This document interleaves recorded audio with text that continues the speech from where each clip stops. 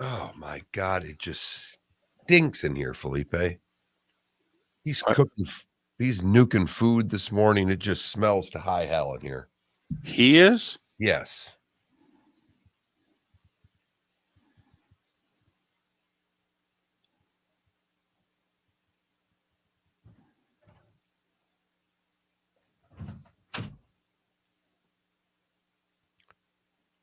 Just reeks in here. What in the world is he cooking? Chicken and pasta. You're cooking that in the producer's room? No, he microwaved it, and it smelled up the whole entire studio. If I don't eat it, it'll go bad and it'll be that's a you problem. Morning, Plow Dog. And now it's a me problem because this place smells just awful. Merry Christmas. Smells like ass in this room. Is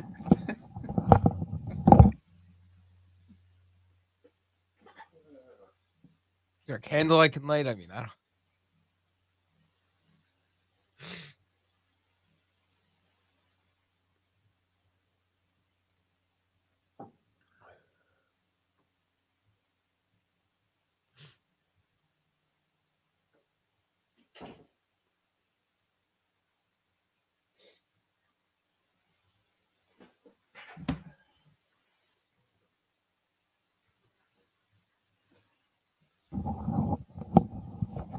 Die Hard. Someone asked for your favorite Christmas movie. Yep. No, A Christmas Story is my favorite Christmas movie. Followed closely by Christmas Vacation.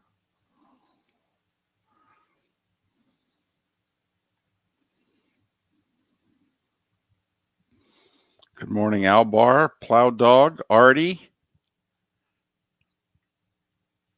And early Merry Christmas, everybody. Thanks for your support.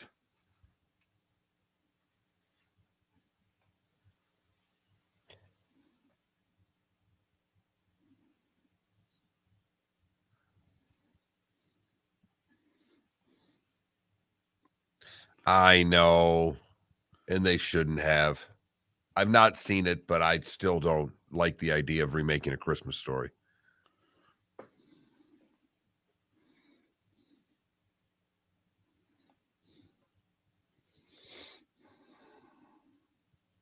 You can feel it now, Adam. Now you can reach it and touch it and taste it. I know those two guys were taking one pick apart. They look like they're playing different sports. 1 minute.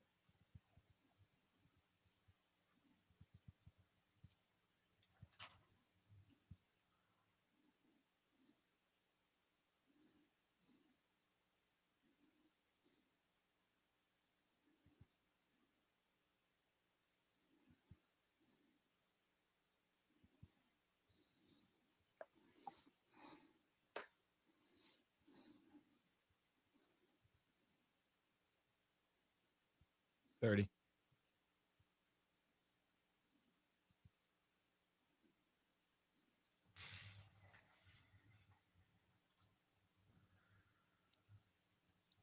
$15.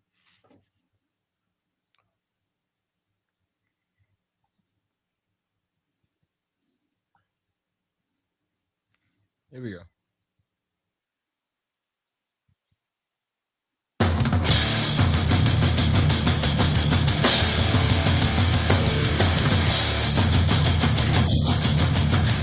You are listening to Miller and Moulton, exclusively on the Florida Sports Network. And now, here's Mark Miller and David Moulton. Top of the morning to you. It's a football Friday. It's our last show before Christmas. As we ask, how the heck are you? Miller and Moulton here on the Florida Sports Network, floridasportsnetwork.com. Thanks so much for being with us.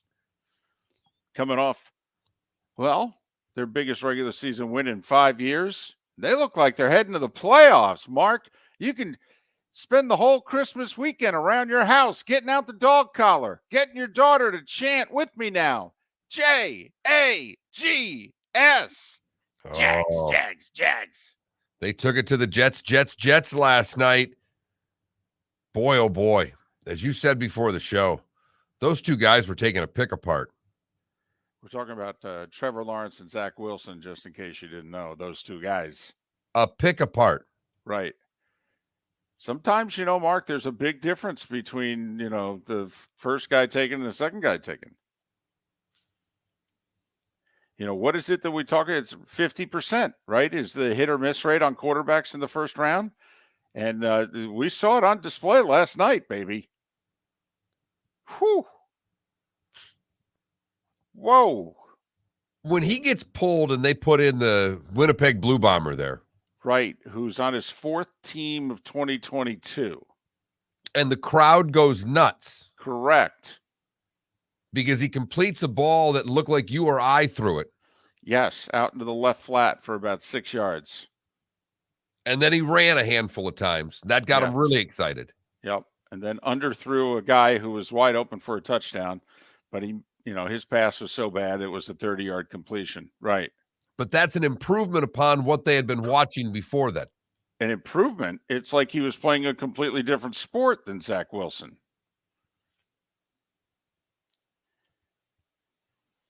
No idea what Zach Wilson was doing last night.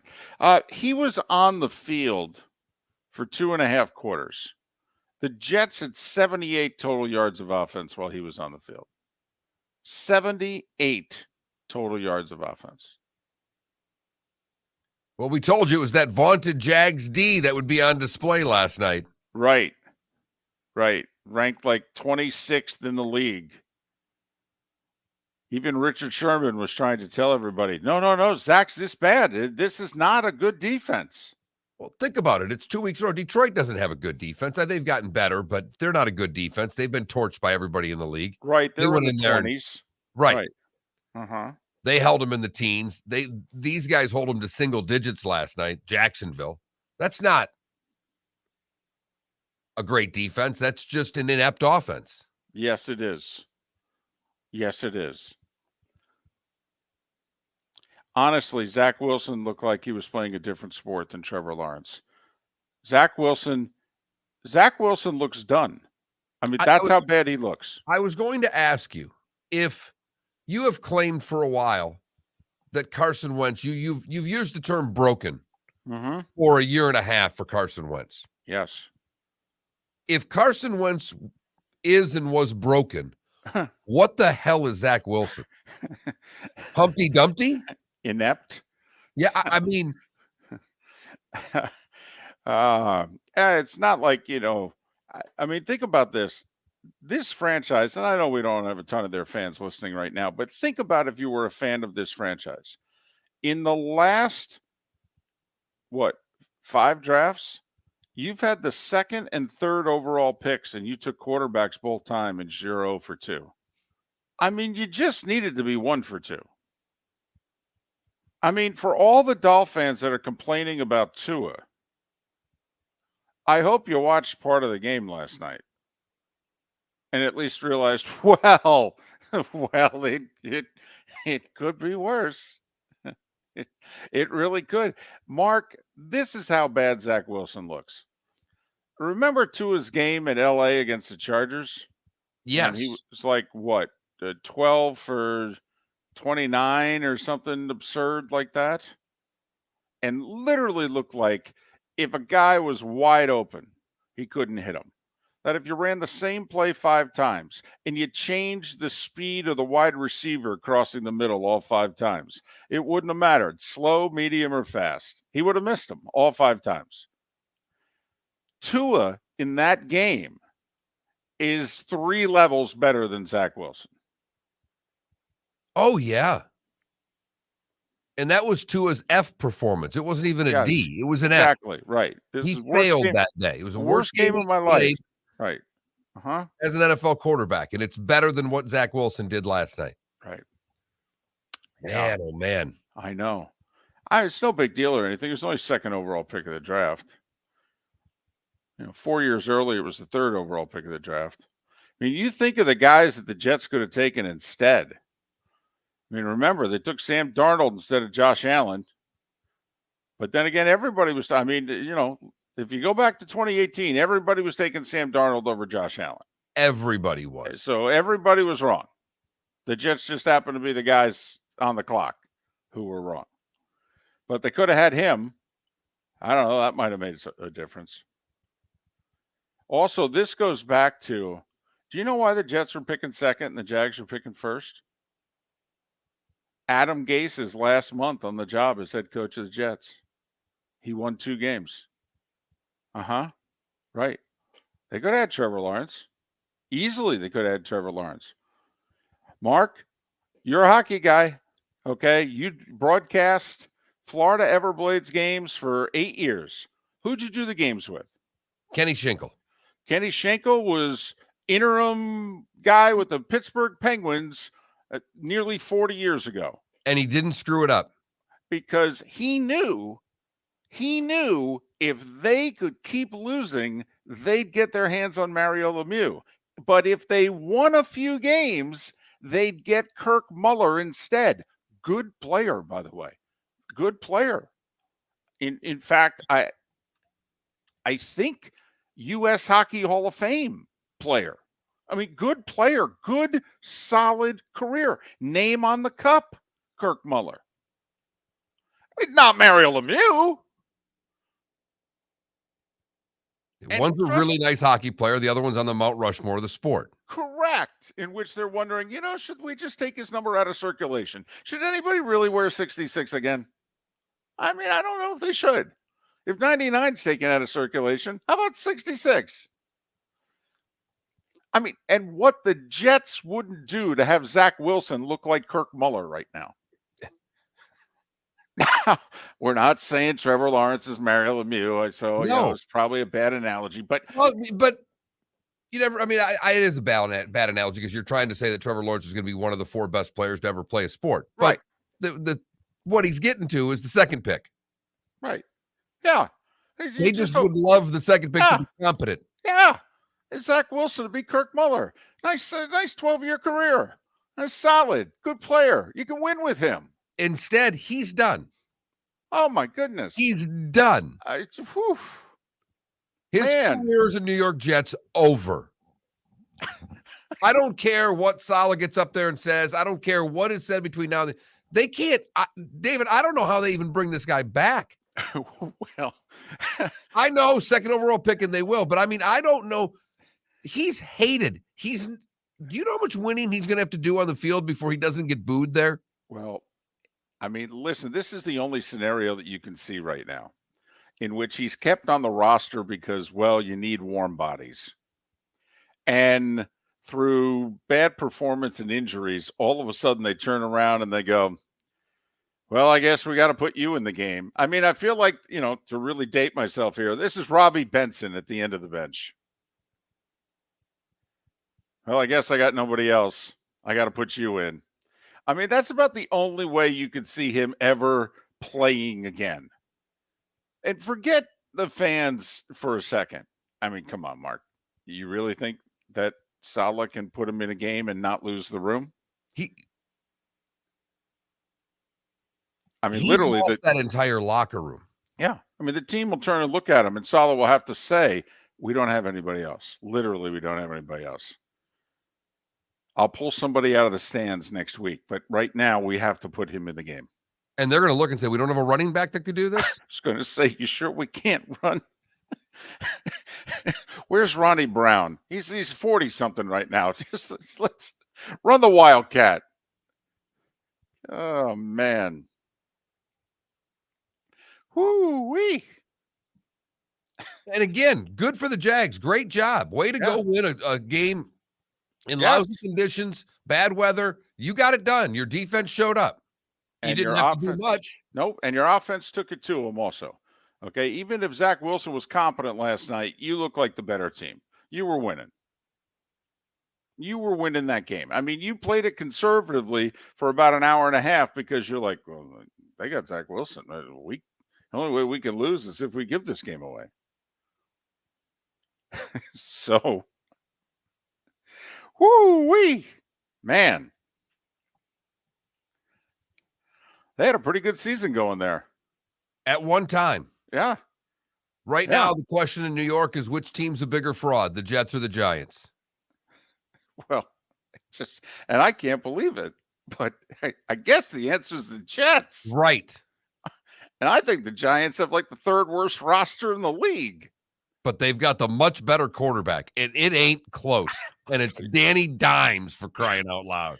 Man, it's bad when you're wishing Daniel Jones was your quarterback. The Jets are going to be like, is Daniel Jones a free agent? You mean we can get our hands on Daniel Jones? And meanwhile, I mean, I got to be honest. Did the Jags win the division last night? I mean, come on. They got the Texans, and I know they've lost like 14 in a row or something, 9 in a row, something ridiculous to the Texans. Come on. The Texans are not sweeping the Jags. And then the Titans with Malik Willis, and he may be the only starting quarterback in the league that's worse than Zach Wilson right now. Although, you know what? That's unfair for me to say of Malik Willis.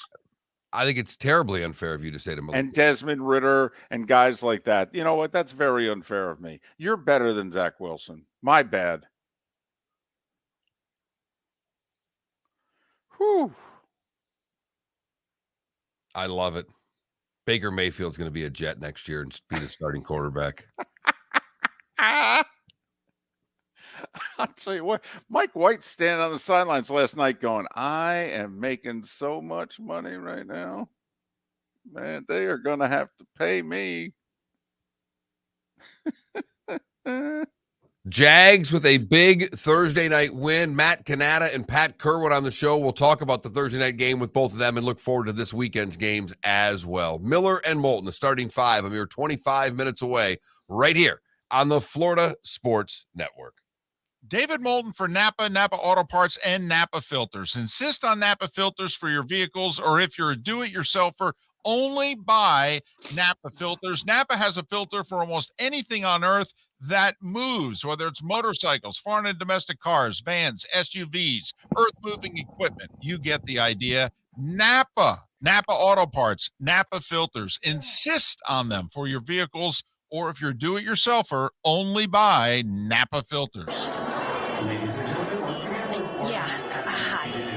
Excuse me. Hey, the line starts back here. Ma'am, if your party's not here, you're gonna have to go around again. If you had the opportunity to avoid all this, wouldn't you? Salt Live is the official transportation provider of the Miller and Moulton Morning Show, making your trip to and from the airport seamless and stress-free. Salt Live is supported with the help of local partners like the Bayfront Inn.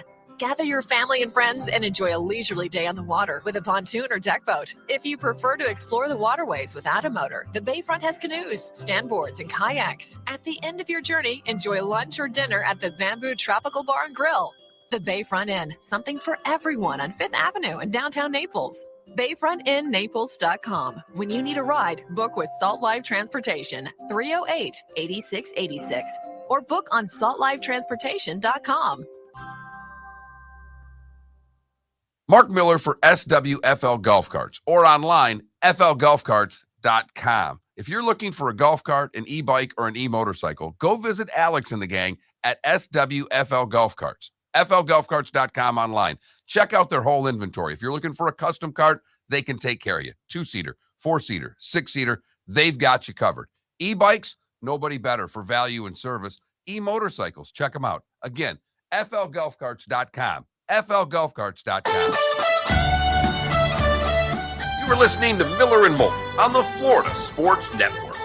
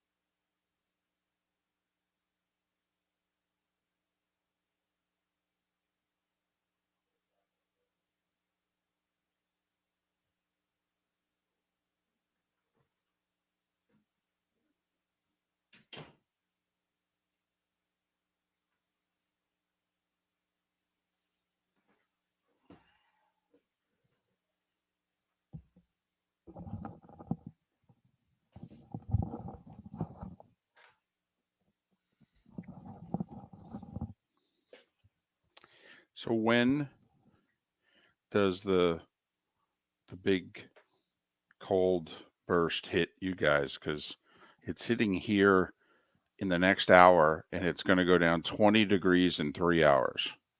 I don't think until tonight, Oh, okay. but let me check.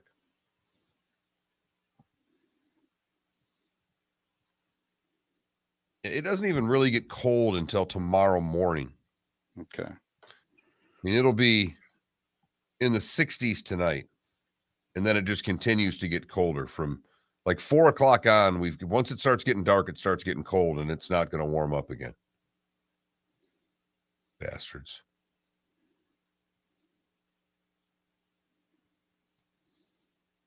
Worried about the tomato plants.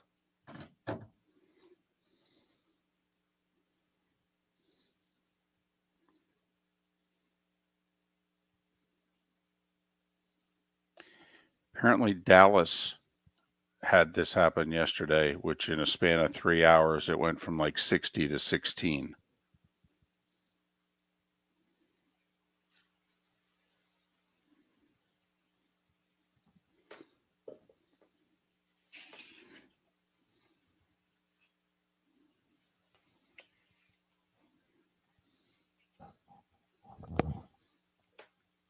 Yeah, it's going to be chilly tomorrow morning.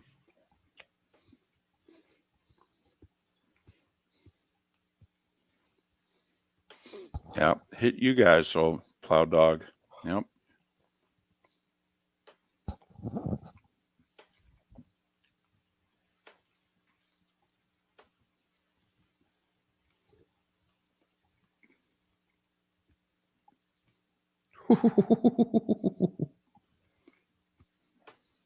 Wow.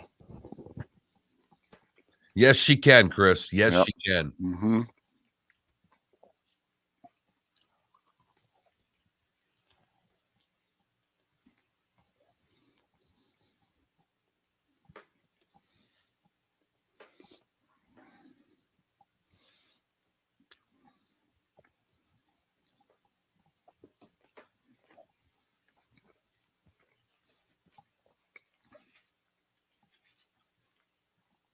Yeah, there was this morning, and it woke my damn dog up. He wanted to go outside, got me up at 3:45.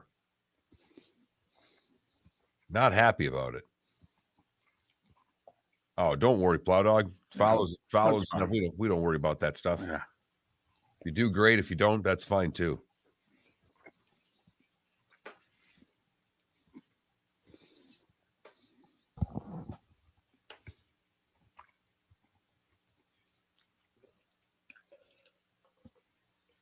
$30 seconds.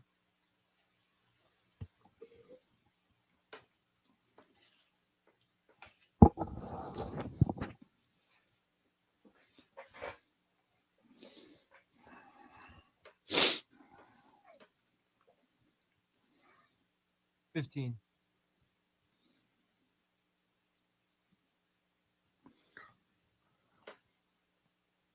There you go.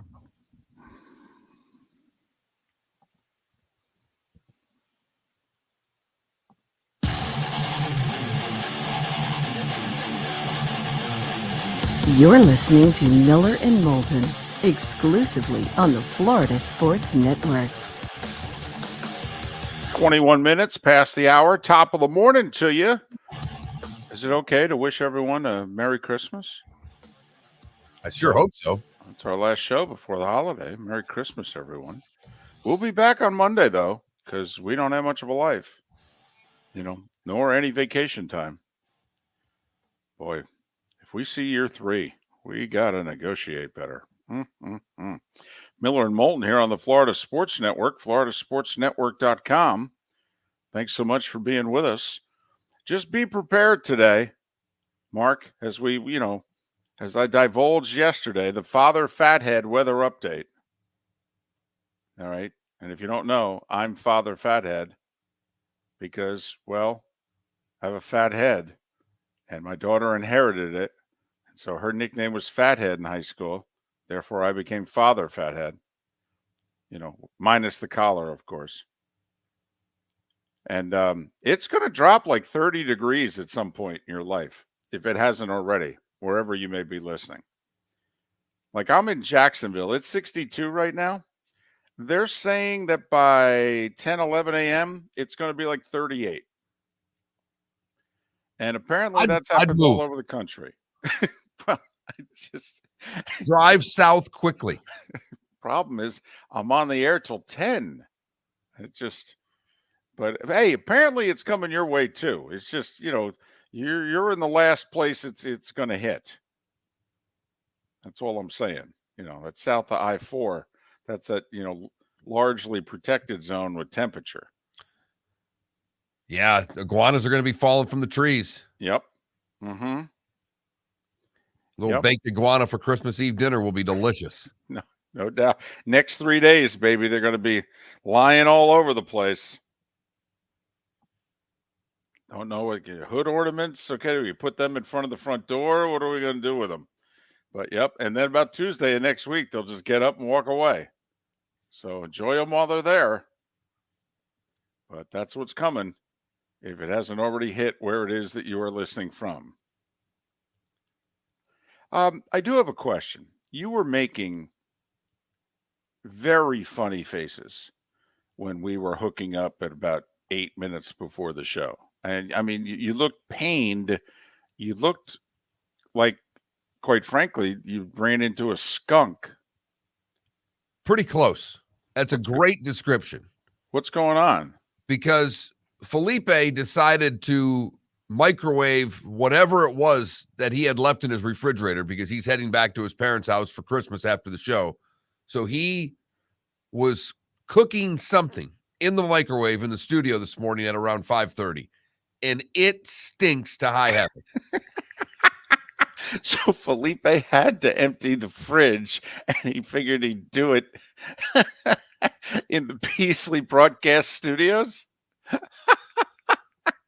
What did he cook? I mean, honestly, you looked like your hair was changing color. Your eyes were rolling back in your head. I was worried. He says it was chicken and pasta? That's correct. I don't know what type of sauce was in that chicken and pasta. Wow. But he probably should have thrown it away before he cooked it. Now, my guess is he's not going to make it through the show because I don't think that would pass a health inspection. And I don't know if he realized cooking in the microwave in this building is its own health violation. Right. I'm sure he didn't expect the smell to follow him. Okay. But then again, when you're carrying the plate with you, the smell does come with the plate. So I got to tell you, though, I love non-breakfast breakfasts. Absolutely. Because you don't like breakfast. No, not really. No, I much prefer lunch and dinner food than breakfast food. I do. So why? I mean, it's a scam anyway. I mean, it doesn't matter what time you eat, what it is you eat. Why can't you have a turkey sandwich at 6 a.m.? What's wrong with that? What's wrong with that? Right. I'm having pizza right now. Okay. I mean, tell me there are 3 breakfasts better than warmed up pizza. There are. No way. There are plenty of better breakfasts. No way. No. I'd go chicken and waffles, shrimp and grits, and an omelet right now, all before leftover pizza. Every day of the week. Warm French toast. Well, I am a sucker for French toast. I knew it. All right. Although, it was my grandma's French toast. That was the best, obviously. But I love breakfast. I love going out to breakfast. I know you do. You want to own a breakfast joint. Not anymore, but you're right. In another life, I would have loved to. Well, no, I mean, I said own. I mean, for the longest time, you wanted to be like the guy with the apron, and everybody came in, and it was your little, neighborhood, and you knew everybody's name, and they knew you, okay, and they're, that type of place. Now, I think you'd want to own it, okay? You would just like to walk in and go, hey, is the register full? Okay, good. Everything going okay? I'll see you guys Tuesday. Happy holidays. I wouldn't mind it if you were back in town and we could do the show from the breakfast joint. and have the Twitch chat room in there every morning, just, yelling things out occasionally. That might work for me. Once a week, right? Couldn't do it every day. You're not going to be one of those guys who, hey, you know what I'm going to do? I'm going to have this joint and I'm going to build a studio in it. That's it. Remember how many people we've known over the years? Hey, listen, I'm going to put this restaurant. I'm going to build a studio in it. You guys are going to do your show. Right? Yeah, sure. That'll be fine. You know how much it costs to build a studio in the middle of a restaurant? Last guy who did it spent like $600,000. I think we did 2 shows. But yes, I love breakfast. I love going out to breakfast. And I've got chicken and pasta over here stinking up the joint. Now, I wouldn't have liked the stinking up the joint, but I would have loved watching him eat the chicken pasta. I'm like, that's a breakfast right there. That's it. My carbs. That's a heavy carb intake early. That's what I like to see. And for those of you that listen on radio, I have Philly with the smell on one side, and then through the Zoom call during the commercial breaks, David's trying to eat everything that's not nailed down. Yes. He's been on a roll lately that his feed time has been between 6 and 7:30. Early in the show, he likes to get it out of the way. Yep. Family had to move to Jacksonville, but let me tell you, diet-wise, I was doing a lot better in Fort Myers. I could only drink water during the show in Fort Myers. In Jacksonville, the fridge is about 30 feet away. Every break, it's like, wonder what there is to eat. So that's what's going on behind the scenes, ladies and gentlemen. Last show before Christmas, and apparently Felipe, what's that weather term that they're using? What bomb is it? cyclone. Okay, well, apparently Felipe's meal was a bomb cyclone throughout the building that Mark is sitting in. Wasn't about to let that go bad. Come on now. I think it already did. Just by the smell, I think you were a day late on that meal, and we'll find out between now and the end of the show who's right. That's all. I was going to say, all of a sudden, Felipe is going to be halfway across the alley, and that meal's going to go, Mark was right.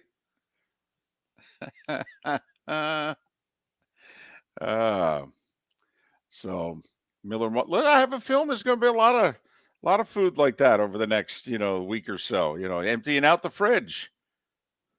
And then it gets full again with a Christmas dinner. And then you can start eating the leftovers, because a lot of people will do a prime rib or a tenderloin on Christmas. And David, you want to go with if there's anything left over, you want to eat that for breakfast, knock yourself out. Our go-to was ham.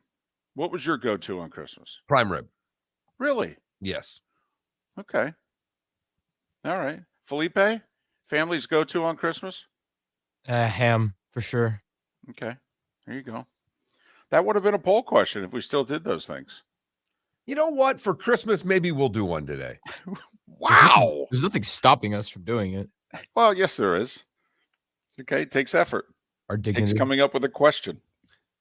And it's not that. It's what's really bummed me out at the end of the day is that there was a time that these poll questions were getting a lot of answers, and now they get 41 answers. So our audience has dismissed it just as easily as we have. Miller and Moulton, one thing we have not dismissed, it's the starting 5. It is next on the Florida Sports Network. Ladies and gentlemen, once again. Hi. Excuse me. Hey, the line starts back here. Ma'am, if your party's not here, you're going to have to go around again. If you had the opportunity to avoid all this, wouldn't you?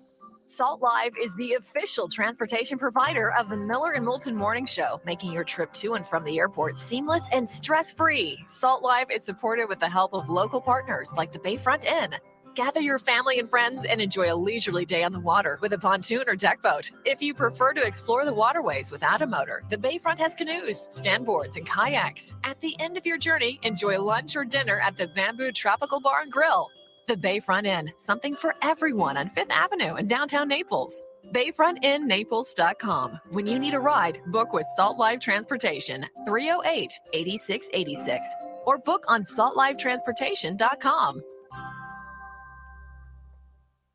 Mark Miller for SWFL Golf Carts, or online, flgolfcarts.com. If you're looking for a golf cart, an e-bike, or an e-motorcycle, go visit Alex and the gang at SWFL Golf Carts. flgolfcarts.com online. Check out their whole inventory. If you're looking for a custom cart, they can take care of you. 2-seater, 4-seater, 6-seater. they've got you covered. E-bikes, nobody better for value and service. E-motorcycles, check them out. Again, flgolfcarts.com. flgolfcarts.com. David Moulton for Napa, Napa Auto Parts, and Napa Filters. Insist on Napa filters for your vehicles, or if you're a do-it-yourselfer, only buy Napa filters. Napa has a filter for almost anything on earth that moves, whether it's motorcycles, foreign and domestic cars, vans, SUVs, earth-moving equipment. You get the idea. Napa Auto Parts, Napa filters. Insist on them for your vehicles, or if you're a do-it-yourselfer, only buy Napa filters.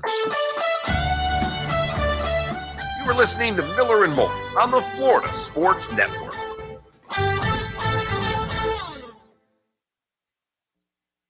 All right, here's how we're doing. You know what? I'm gonna make my picks. I was gonna let Twitch chat make my picks, but let's see.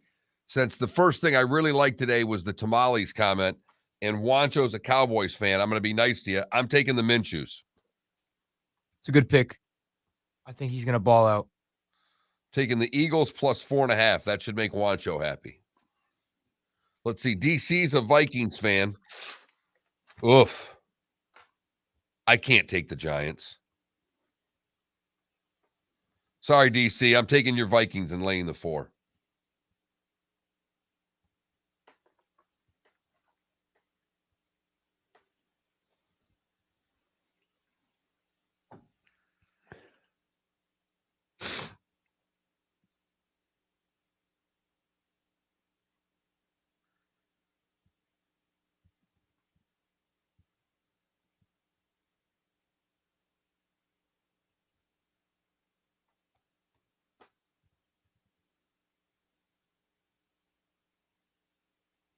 The Bucks are a 7.5 point favorite. Trace McSorley's quarterbacking. Yeah, I know. Does seem like a lot, though.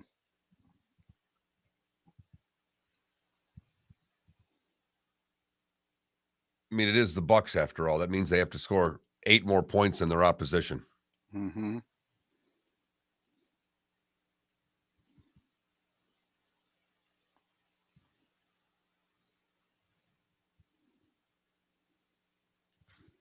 Can the Ravens beat anybody by 7 right now? Right. Well, I saw a stat today that teams, I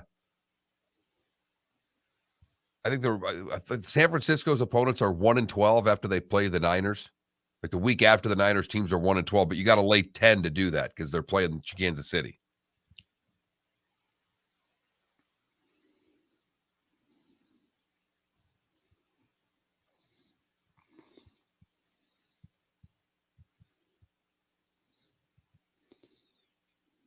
KW says, take my Bears. So what we're going to do is the opposite of that.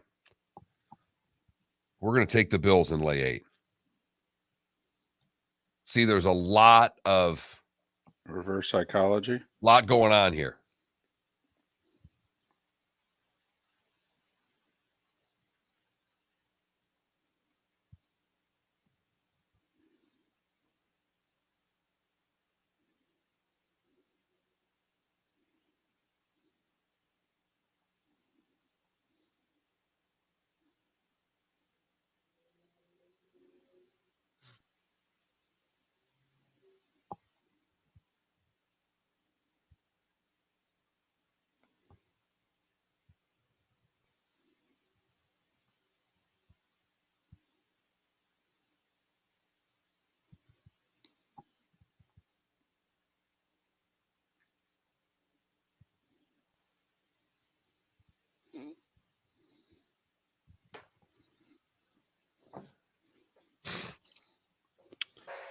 Yeah, Sean, I'm going the other way on you.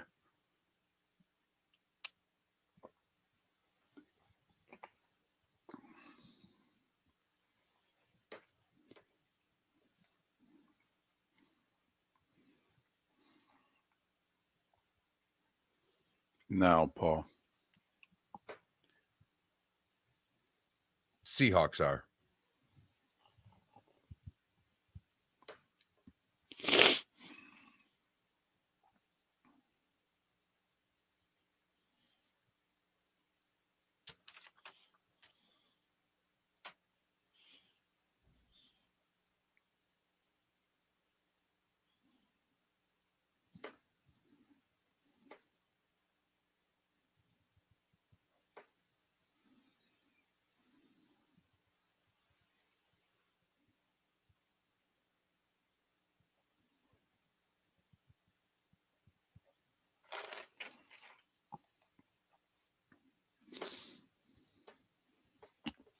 15 seconds.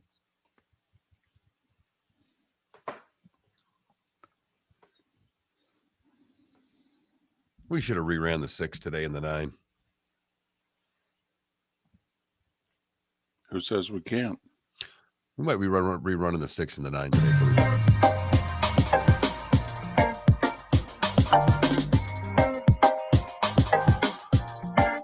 Welcome back to Miller and Moulton, only on the Florida Sports Network.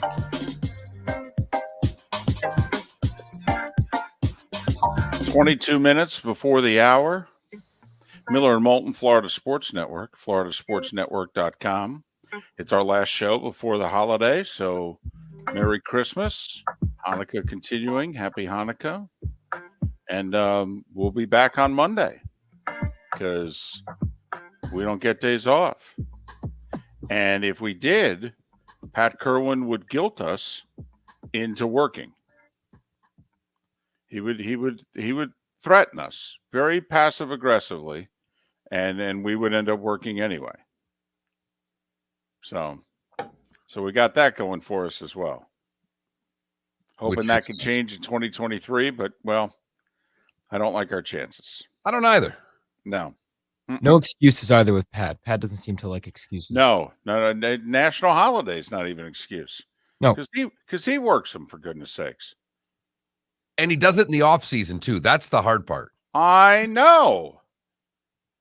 Like does a show on Memorial Day and loves doing it. Time now for The Starting Five. 5 stories you need to know. It's the Starting Five on Miller and Moulton. Here's number 1. JAGS, Jags. Man, did they look good. How long before I'm hearing you go, Duval? Yeah, I don't know. I'm not a big fan of that, but they are a big fan of it around here. Yes, they are. I mean, the whole, it's almost like SEC. I mean, just, I don't quite get it, but it's their thing. So 19-3, Jacksonville all over the Jets, and the game wasn't even that close. Do you know when Zach Wilson was in the game for the Jets, they ran 27 plays and they gained 78 yards. That's less than 3 yards of play. They took him out for a 4th stringer who played in the Canadian leagues, and this is his 4th NFL team this year. And he moved the ball up and down the field on 3 drives, 140 yards. Zach Wilson, 2.5 quarters, nothing. Bupkis. Yeah. Not that pick is coming back to haunt the franchise or anything. Hey, I don't know who we should give credit. Remember Trent Baalke? We got to get rid of that bum. He can't be the GM. In fact, Leftwich wouldn't take the job if Baalke stayed as GM. I don't know if it was Doug Peterson. I don't know if it was Trent Baalke. I don't know if there's a genius in the room who's not getting any credit. I don't know if the owner's going to take credit. But Mark, think about the Jags dipping into free agency. He signed Evan Ingram to a 1-year, $10 million deal. Evan Ingram couldn't catch a cold with the Giants. Evan Ingram had 7 catches for 113 yards last night in the same stadium. You know, Etienne, who was the draft pick the year before, 1st-round pick, but he got hurt, didn't play. Yeah, he had 112 yards rushing and receiving last night. But Zay Jones was a free agent. Christian Kirk's a free agent. Ingram, Jones, and Kirk. Winner in free agency for the Bucks this year. Or the Jags, excuse me. Unbelievable. What a great job they did in free agency. And now here they are, 7-8, controlling their fate here. They got Houston next. Although they can't beat Houston. They haven't beat them in like 5 years. Houston's only win this year was at Jacksonville. We'll try to just push that to the side. Jets, meanwhile, they fall to 7-8, and the likelihood of them making the playoffs is very bad now. Even if they win out at Seattle and then they got the Dolphins. They're pretty much cooked. after last night. But great job by the Jags. This Trevor Lawrence guy, 280 yards passing and running last night in a touchdown, was totally in control of the game. Defense helped him out, fumbled early on the strip sack, and he was able to get bailed out by the defense, who had a nice series and held the Jets to just 3. Yep. But, man, the Jags looked good last night. That was a mature win. Short week. They just showed up, took care of business, got the heck out of Dodge. Didn't do a whole lot of talking either. Just got up after every play for the most part, went back to the huddle. It was a business trip, Mark. You know, their owner treated it as a business trip, too. He arrived at the stadium like 40 minutes before kickoff. I know that because I was watching Jags pregame on the local channel, and they have video of him walking in, and on his way in, he does an interview live on a local Jacksonville station and then goes up to his suite. I'm like, look at this guy doing his best Jerry Jones impression. Look at that. Speaking of the Jags, former Jags quarterback Gardner Minshew officially named the starter for the Eagles against the Cowboys. Cowboys, by the way, had rookie defensive end Sam Williams get in a car accident yesterday. And he had to go to the hospital for a short time. He was released. They're going to make a decision after practice today as to whether or not he is going to play against Philadelphia. He's contributed mightily in that defensive line rotation for the Cowboys this year. And speaking of defensive linemen, Chase Young is going to play for the first time this year. He tore up his knee pretty badly against Tampa Bay 2 Novembers ago. And so Chase Young for Washington, first game of the year. They got a tough one. They're at San Francisco, and they need at least 2 wins in their last 3, and it doesn't look good for them this week. That is for sure. Mark, sometimes you're right, sometimes you're wrong. And last night I was right. I said, come on, it's the Armed Forces Bowl. Air Force, part of the Armed Forces. Hello? Also trying to get to a 10-win season, which is still a big deal to a lot of schools. Meanwhile, Baylor's 6-6, and they're like, please. All right, we won the Big 12 title last year in the Cotton Bowl. We have no interest in this. And yet Air Force was getting 4. It was like giving money away. Air Force 30-15 over Baylor. And the Falcons with that 10-win season, Mark, that you talked about. All right, we got 2 bowl games later today and tonight. Independence Bowl, Louisiana, a 7-point dog against Houston. And the Gasparilla Bowl. You may hear more about this later on. That's all I'm saying. Wake Forest, a 2.5-point favorite against Missouri.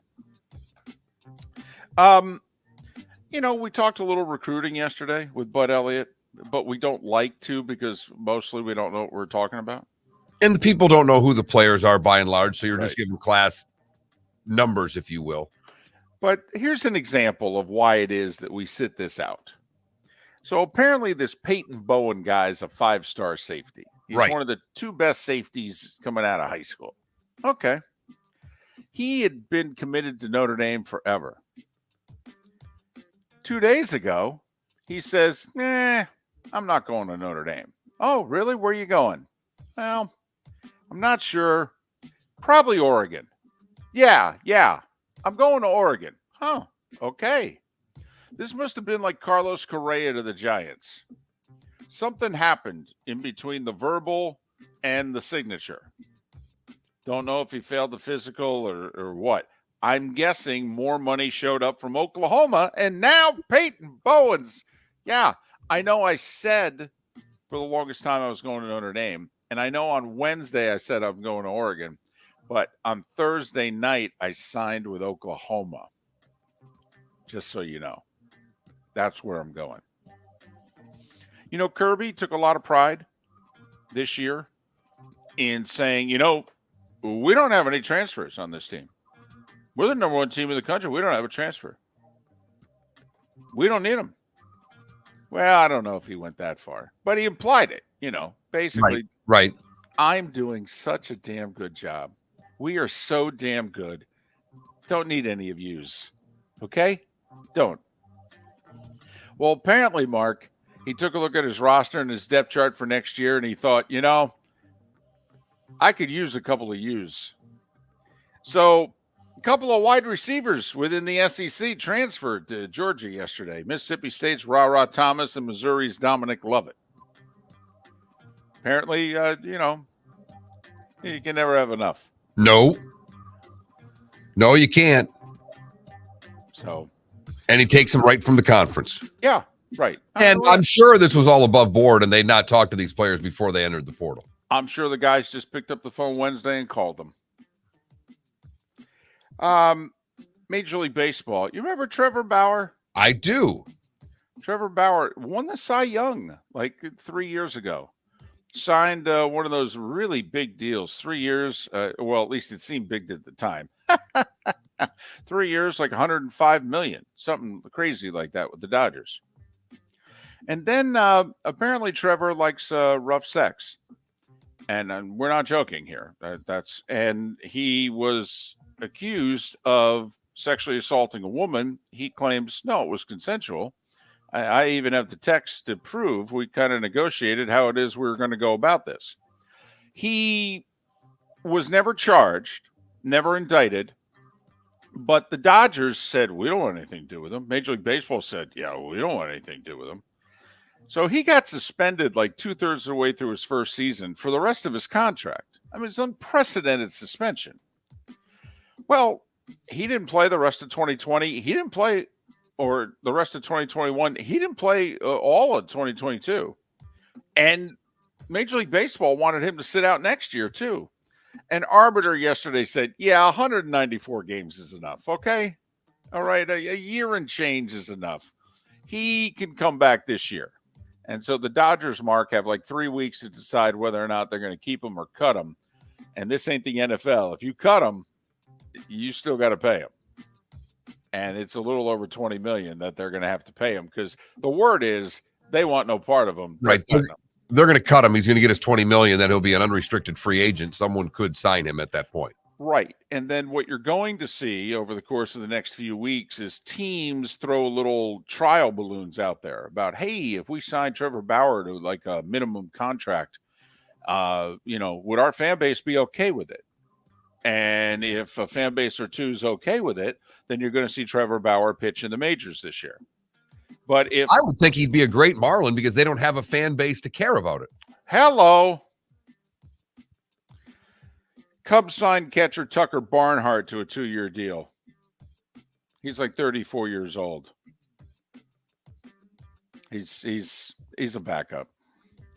NBA, 2 games last night. Utah beat Washington 120-112. New Orleans beat San Antonio 126-117. College hoops, Mark, Kansas and Arizona, both in the top 5, both easy winners. But 16th ranked Illinois went to Mizzou, and they got whooped. 93-71. Tigers off to a good start this year, although they really haven't played many good teams. North Florida beat Bethune-Cookman 87-85. South Florida, hey, give Brian Gregory's crew some props. They started the year 0-4, 2-6. They've won 5 in a row. Bulls beat NJIT by 19, 92-73. They're now 7-6 on the season. Women's hoops, North Florida lost to Alabama by 64. Yeah, yikes. NHL, 8 games last night. Rangers beat the Islanders with 3 in the third, 5-3. Ovechkin's gone 4 straight, Mark, without scoring, but Washington keeps winning 3-2 in overtime over Ottawa. Carolina 4-3 in overtime over Pittsburgh. Boston edged Winnipeg 3-2. Toronto 4-3 over Philly. Vancouver in a shootout. The Kings in overtime, and San Jose were your other winners last night. And at 8 minutes before the hour, that was the Starting 5 every weekday morning at this time on Miller and Moulton.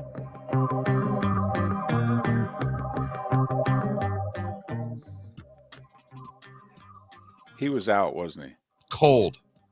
He slept through that whole thing. I was just tweeting out how much he liked the starting 5 because I had taken a picture of him with he had his headsets off and his left ear piece was down around his neck and it was pushing his mouth up. And when I'm watching the end of the starting five, I'm watching you and I'm listening to you watching him going, there's no way. And somehow miraculously, when you said in this is, he jumped up as if you'd been woken from a bear waking from hibernation to get to that button in time. As I'm doing this and you're taking a picture of him, I'm like, oh, wow, he's asleep. He's taking a picture of him because he's asleep. And I'm like, wow, that chicken and pasta hit early. Yep. Man. Never again. Right. I need a Right. coffee. Never again. He'll be out in the next hour. Please. The over-under on how many times you fall asleep each week's 3.5. Oh, I thought that was Please. per show. Miller and Moulton. Matt Cannata coming up next hour. Pat Kirwan will join us at the top of the 8 hour. We will dive into the National Football League for the rest of the show because, after all, it is a Football Friday right here on Miller and Moulton. Mark Miller for SWFL Golf Carts or online, flgolfcarts.com. If you're looking for a golf cart, an e-bike, or an e-motorcycle, go visit Alex and the gang at SWFL Golf Carts. flgolfcarts.com online. Check out their whole inventory. If you're looking for a custom cart, they can take care of you. 2-seater, 4-seater, 6-seater, they've got you covered. E-bikes, nobody better for value and service. E-motorcycles, check them out. Again, flgolfcarts.com. flgolfcarts.com.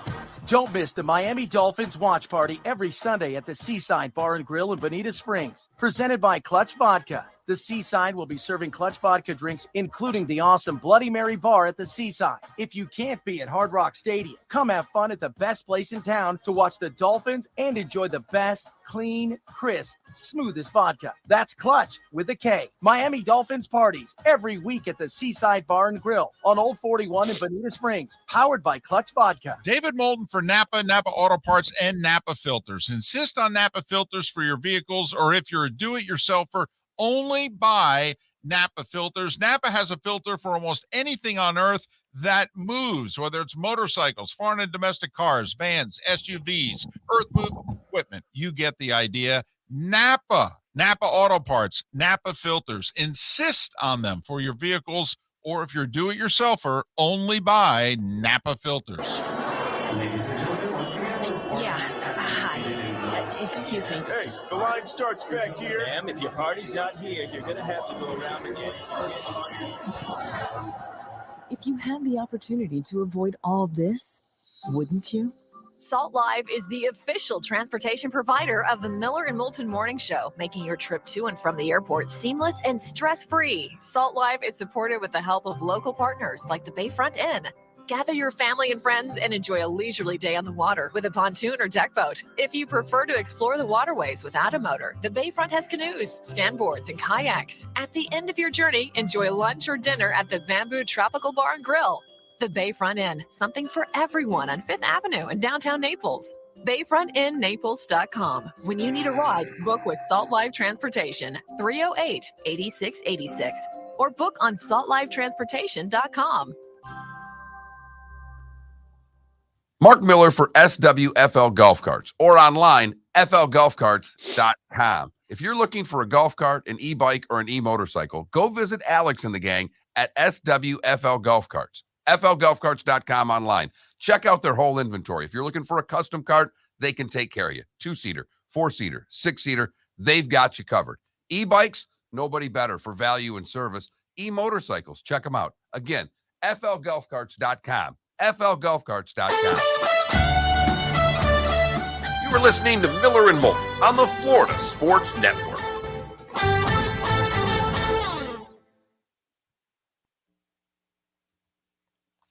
Saying never again for the chicken and pasta. Shouldn't have eaten that damn thing.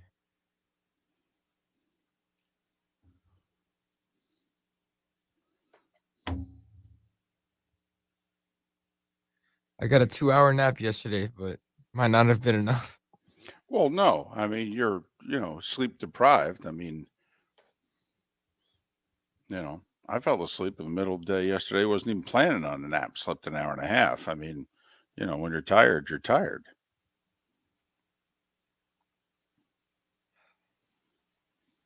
I'm going to a Heat game tonight. I hope I don't fall asleep at the Heat game. I don't either, especially since you're not paying for the tickets. So, Right. Oh, yeah. This will be the first time I go to a Heat game with my mom, my dad, and my brother since like maybe I was 13 years old. Oh, wow. Yeah, you really should stay awake. Yeah.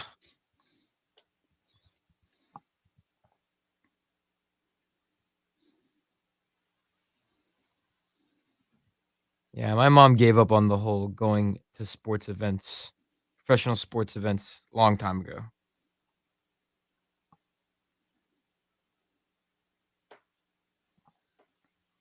Loves the team, so.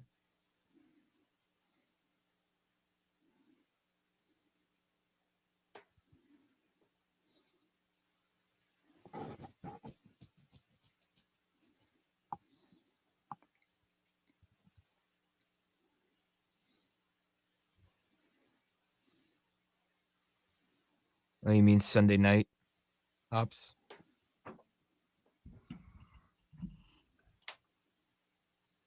I'll have what? Bucks Celtics on my radio? Or what's the Sunday night Christmas game? In Arizona. Oh. Jesus, snooze fest.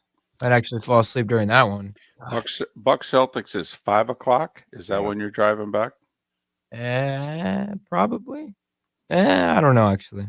Because if you go later, the next game's Memphis and Golden State. Boy, that's going to do really well with no Steph. Right. Yeah. Mm-hmm. Sure, the league is real thrilled about that one. Phoenix, Denver at 10:30. I mean, I love the East Coast, but I'd love to spend at least a couple months or just somewhat of an extended period Felipe, of time. you on would. the West I Coast. think you would love living in Pacific as much as you love in the NBA. That's what I'm saying. Yeah, Felipe, believe it or not. Think about it. You'd come home from work, catch the second half of the East Coast games, and yeah, I mean, you'd love it out there. I'd love to spend time in the West Coast, just see how it is. Very different. I've been to Colorado, for example. You should live in Scottsdale. What the hell's Scottsdale? Arizona. Oh. It's outside of Phoenix. Please don't ever tell me anything about how I should do something again for a long time. Sorry, I'm still adjusting to living in the United States, apparently. Yes. My neighbor, the Mets fan, yesterday, I looked at her. I said, "So how's it feel rooting for the Yankees?" She starts to laugh and she goes, so funny you said that. I woke up yesterday thinking, is this the 70s? And do we have Steinbrenner as an owner? I said, yes, you do. Yeah. We're coming back.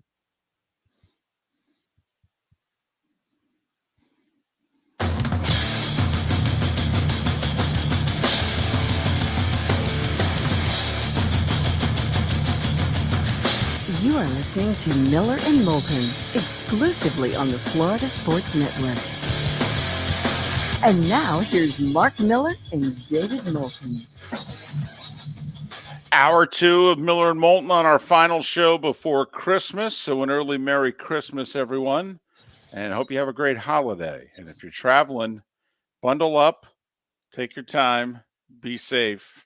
And boy, a lot of travel delays yesterday. Probably going to be a lot more today. And then I think it'll just be cold across the country. But, travel should go okay. Knock on wood. Miller and Moulton, the Florida Sports Network, floridasportsnetwork.com. Jacksonville Jaguars making their big push. The Lions and the Jags, Mark. That's right. The Lions and the Jags are the two horses coming around the turn, heading for home. The Niners and the Bengals are like, hold on a second. We got a 6-length lead on these guys. What are you talking about? But the Lions and the Jags, baby, they're coming. One trying to steal the AFC South, and the other trying to get in as like a 7 seed in the NFC. All right. I know you're having fun, and it is fun. But right now, you're $20. Jags or Titans. Your Tennessee Titans. Right. Who's winning that division? Oh, the Jags. Right. Oh, yeah. No, I text JP third quarter last night. I go, you guys just won the AFC South. He's like, hey, Come on now. Don't do that to me. Don't do that don't give him a molten kiss of death right there. That's not fair. I said, he goes, we haven't beaten Houston in like 5 years. I go, come on. They're not sweeping you. That baby's. And then in Tennessee with Malik Willis. Are you serious? That's like the Jets with Zach Wilson. Come on. It's over. Done. 9-8. Hosting a playoff game. Hosting either Joe Burrow or Lamar Jackson. Let's go. Which, by the way, if Jacksonville can get in and Miami can get in, the seven quarterbacks in the AFC in the playoffs are the big three of Mahomes, Allen, and Burrow. Trevor's the 4. Justin Herbert's the 5 or the 6 because Lamar's the other one. Correct. And then Tua's the 7th. Right. Yep. Those would be your quarterbacks. To review, by the way, Josh Allen, first-round pick. Patrick Mahomes, first-round pick. Joe Burrow, first-round pick. Trevor Lawrence, first-round pick. Lamar Jackson, Justin Herbert, Tua. All first-round picks. So we're having fun at how horrible Zach Wilson is, and we're watching the Sam Darnolds and the Baker Mayfields of the world be on this treadmill of quarterback life, and Carson Wentz has fallen off the face of the earth, and Matt Ryan's career has finally hit the wall where he's done, but I mean, it's why, the Brock Purdy and the Tom Brady's. No, you get your quarterback in the first round. That's where you get them. And if you happen to find your quarterback outside the first round, wow. Like Hurts is a second rounder. Man. And give the Eagles credit. They drafted him a year after they signed Wentz to that $150 million deal. And took all kinds of heat. Why are you drafting a quarterback when you've got Carson Wentz? Right. Because you never know. Yeah. Right. It's like pitching. You can never have enough pitching. In the NFL, you can never have enough quarterbacks. So we have a really good backup for 4 years. Oh, okay. That's fine. It is interesting, Mark. You look at the difference between the two conferences. If we just go by seeding, Hurts, second round pick. Right. Cousins, fourth round pick. Right. All right. The 30.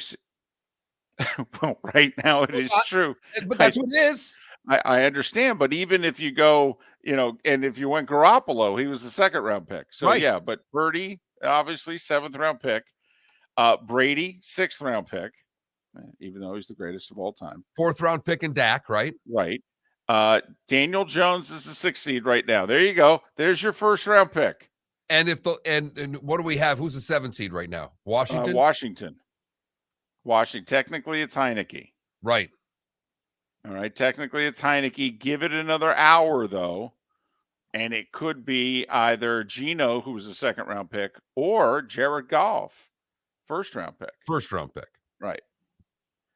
But what a difference between the two leagues, right? Two conferences in terms of where they got their quarterbacks and who's working out and who hasn't. Not to overstate the obvious, but in a league where you need a quarterback, all the 1st round guys who we think really highly of. I mean, of that group, we think really highly of at least 5 of those 7. Lamar's in an area where the injury problem maybe takes away from what we think of Lamar, and Tua's not on that list. No. But the other 5, the other 4 are on it, and Trevor Lawrence is vaulting into that list right now as we speak. Right. Trevor's saying, when you walk into the place and you got the back room, and Trevor knows he can't go in the back room this year, but Trevor's walking up to that room, peeking his head in, going, I'll be here next year. Just so you guys know, hold a spot for me. I'll be here next year. Yeah, I may have to buy the first few bottles when I walk in if you let me in right now, but that's okay. I can afford them. In fact, I'm going to buy you guys a couple bottles right now. Okay. And just take a look at this face. Remember my name. I'm going to be in this room next year. You got it? Okay. Merry Christmas. But I think that, the Lions and Jags, it's a lot of fun. The Lions have a lot of work to do still. Oh, yeah. I think the Jags, I am with you. Watching that game last night, I'm like, I'll be damned. Yeah. The Jags are going to win the division. They are. Coupled with the news that Tannehill's out for the year, and clearly Malik Willis is not yet ready to play. Now, I will say Tennessee can still just hand the ball to Derrick Henry and potentially beat the Texans this week. But then they have to host Dallas, in which they just have to hope the Cowboys don't feel like playing. Otherwise, come on. The odds of them beating the Cowboys, even though it's a short week and it's in Nashville, and then they got to go to Jacksonville. Who would you rather be right now, the Titans or the Jags? The Jags.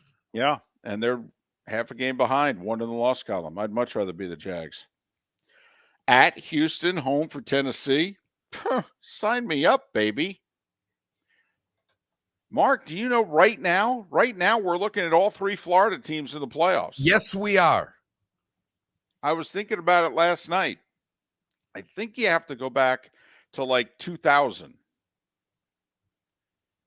Because I know in 99, all three teams made it. I mean, the Jags eliminated the Dolphins, Marino's last game, and the Bucs went to the NFC Championship game.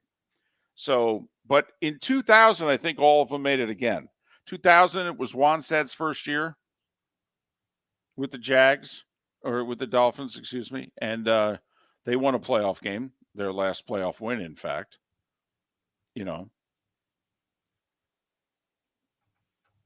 Pretty sure the Jags made the playoffs in 2000. That was still that Mark Brunell era. And now the question is, will any of them win a playoff game? Because not one of the teams will be favored to win a playoff game. And two of them will be at home, if we're right. The Bucs and the Jags will both be the 4 seeds. They'll both be at home. If it's Jags-Ravens, now you have to assume Lamar's playing by then. All right? Jags-Ravens. Ravens with Lamar. In Jacksonville. Think the Ravens would be a small favorite. I agree. 2 to 3 point favorite, I think. Yeah, and I was thinking, we're in the same lines. I was 1 to 2. I think it'll be a really close. I can see that being 1.5. And meanwhile, the Bucs will be at home against the Cowboys right now, where I think they'll be a 4-point dog. So, and Miami, wherever they go, they're going to be an underdog. They're going to Kansas City. They're going to Cincinnati. They're going to Buffalo. If they get in at the 7, that's who they're playing. They're playing one of the big 3. Right. Right now they go to KC as the 7.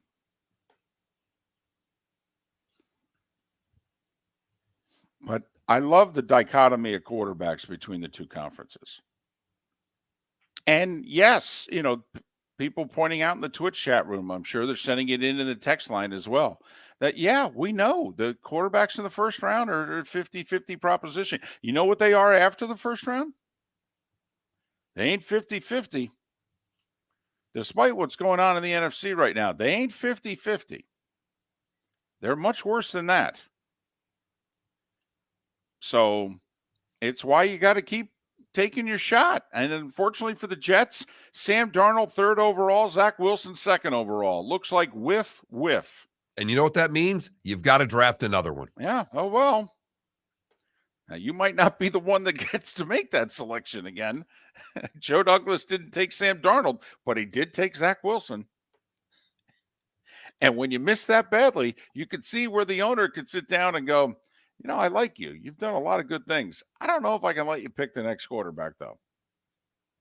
Because this guy sucks. And you told me he was going to be really good. Franchise guy. Right. I remember the meeting. You want to see my notes from it? They're right here.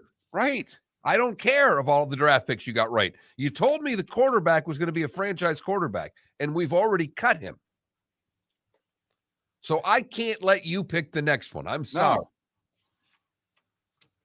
And unfortunately, kind of like Josh Allen and Lamar hung over, teams who took Baker and Sam Darnold, and Lamar certainly hanging over Arizona, who took Josh Rosen in between Josh Allen and Lamar. This Justin Fields was the quarterback who fell. Fields and Mac Jones. Honestly, if you're the Jets right now, what wouldn't you give for a Mac Jones? As pedestrian as Mac Jones looks in the loaded AFC with quarterbacks, what wouldn't the Jets give for a Mac Jones right now? You mean that defense and just competent quarterback play? Which is why, Mark, I believe if the Raiders are hell-bent on moving off of Carr, and I think they're going to make a really big decision this offseason, then they may go that route. If you're the Jets,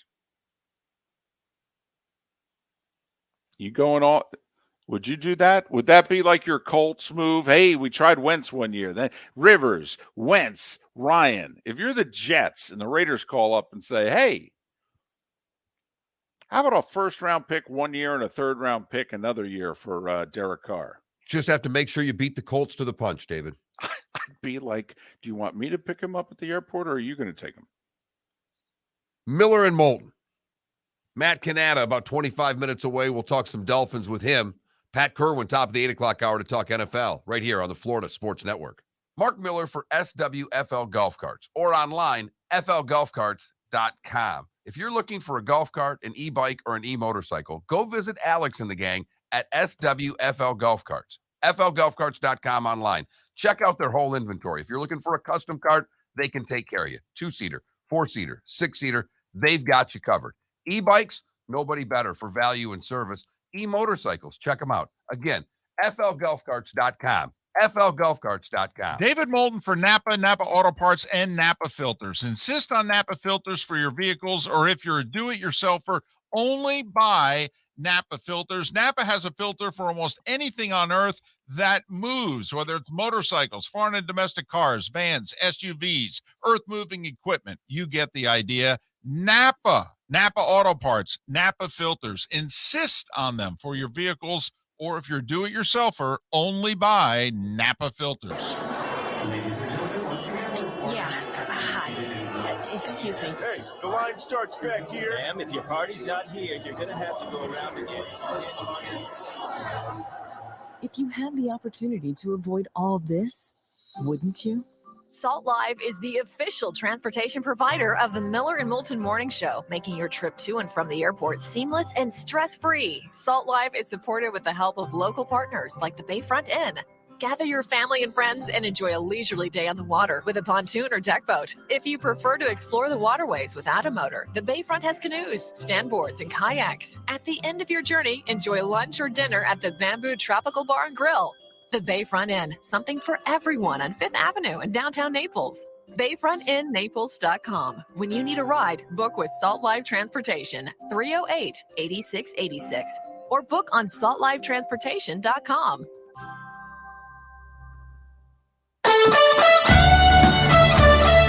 You were listening to Miller and Moulton on the Florida Sports Network.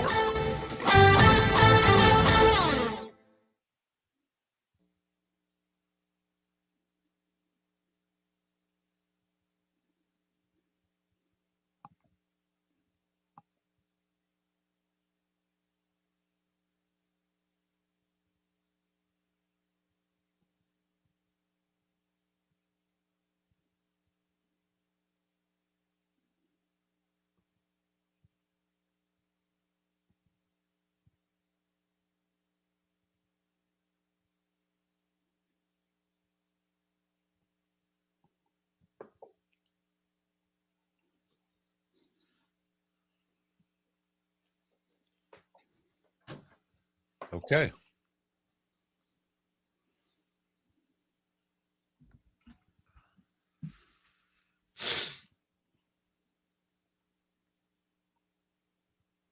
Where is Cannata? Do you know? Mm-mm.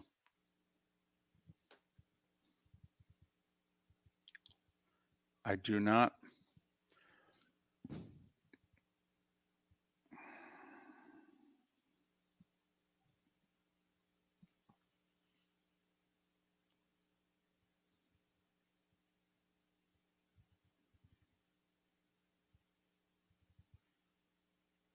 It says Connecticut on his Twitter. Okay.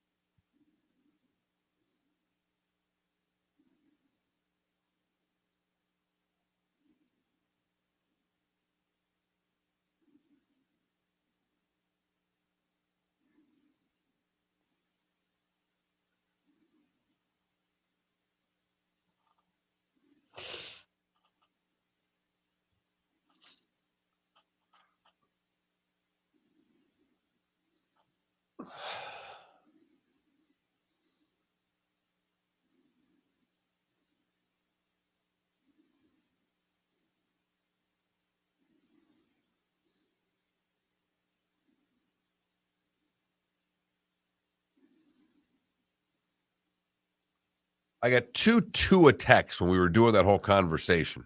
One saying Tua will be on that list, and another saying we don't think that highly of Tua. So we can do a little Tua talk here if you want. Okay. Unless you got something else. No. You got a play over there, Slick?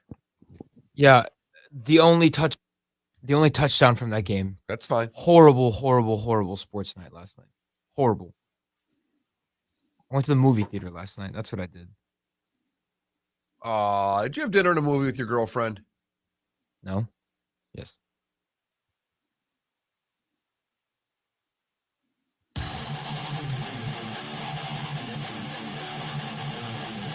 You're listening to Miller and Moulton, exclusively on the Florida Sports Network. 21 minutes past the hour. Miller and Moulton, Florida Sports Network, floridasportsnetwork.com. Matt Cannata, although he's battling storms, he is still scheduled to join us in a little more than 15 minutes' time. Pat Kirwan at the top of the hour. We'll go through the full slate of NFL games, most of them on Christmas Eve, a trio on Christmas Day, and then, of course, the Monday Nighter, which everyone's waiting for, Chargers and Colts. I had to do a ton of negotiating yesterday with my wife. Okay. Well, Christmas Eve's all the games. She wants to go to church on Christmas Eve. You know, we've got Christmas Eve dinner. We've got Christmas dinner. I did some yeoman's work to make sure to push that mass after the 1 o'clock games so I could get my, church time of choice. Uh-huh. And I won. Wow. As long as I'm going, I felt I was able to get that. I don't have to go with them. I don't have to go. They're going to save a seat. We're going to be able to get the 1 o'clock games in. Okay. I could see where, she's coming from. She's like, hey, if I get them here, that's a W. There's box seats, there's general admission, whatever, it's just, if I get them here, I get them here. That's a W. Yeah. She just doesn't want to be SRO for that thing. Right. The C&Es show up twice a year. One Tell of the me two about biggies, it. Christmas and Easter. Tell me about it. All right. Yep. Do you know the last time that because I've worked the last few Christmases, so it's been a while since I was in church on Christmas Day. But the last time I was in church on Christmas Day, I will never forget. And it's a church that, our family went to for 20 years. But I was the least attended person of the church. Okay. It was my wife and daughter. I mean, they spent a lot of time there. My wife your husband came to church with you last week, I see. Yeah. Right. Is he going to be coming regularly now? What was that all about? Right. I don't want to be nosy, but what the hell was he doing here? Right. So this woman, without hesitation, service is over, what have you, get up. She turns around. She says, David, it was great to see you. Okay, I'll see you again at Easter. And she turned around and just walked out. And I looked at my wife and I go, was she slamming me, or does she just know, hey, I'll see you at Easter? I mean, No, she was slamming you. I think she was, but it was a shot. She was so nice about it, though. I mean, after all, we were at church. Got a couple of texts there, David, when we were talking quarterbacks. By the way, the text line is always open. It's 21,000, 21,000. If you've never texted before, you need to text the keyword one time. That is FSN Radio. All one word, FSN Radio, no spaces. Once you've done that, you can text as little or as much as you would like. And when we were talking about the quarterbacks and kind of listing that upper echelon, a couple of Tua supporters, and thankfully didn't come at us, but came out defending Tua, because we have defended Tua as much as any show in the country. Yeah. One simply says Tua will be there. The other says, so we don't think that highly of Tua. And I simply answered, not the same way we think about Burrow, Mahomes, Allen, Herbert, and maybe now Lawrence. Yeah, I think we are big Tua defenders. All right. Neither one of us thinks that Tua next year, we would not predict that Tua next year gets invited into the back VIP room. We don't. All right. The big three that you mentioned, and Lamar's already been in that room. I mean, he won the damn league MVP for already. Lamar's in that room, and we think that Herbert is ahead of Lawrence in saying, hey, guys, good to see you. Can I come in?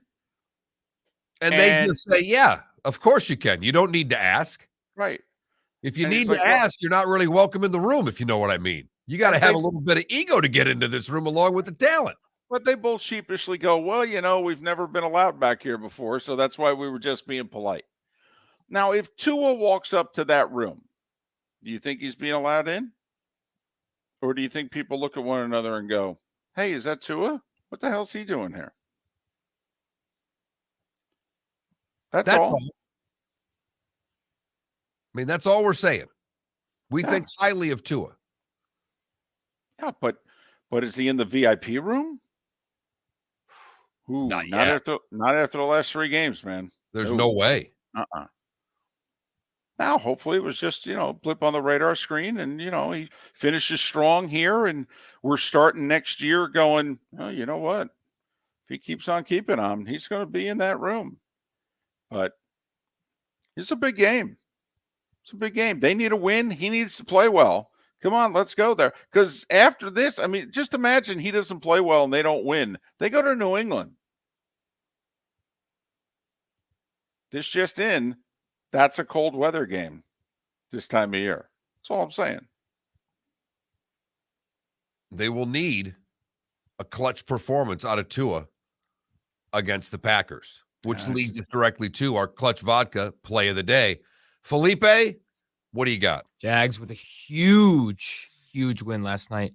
Pretty boring game, though. There was only 1 touchdown, and it was this Trevor Lawrence rushing touchdown.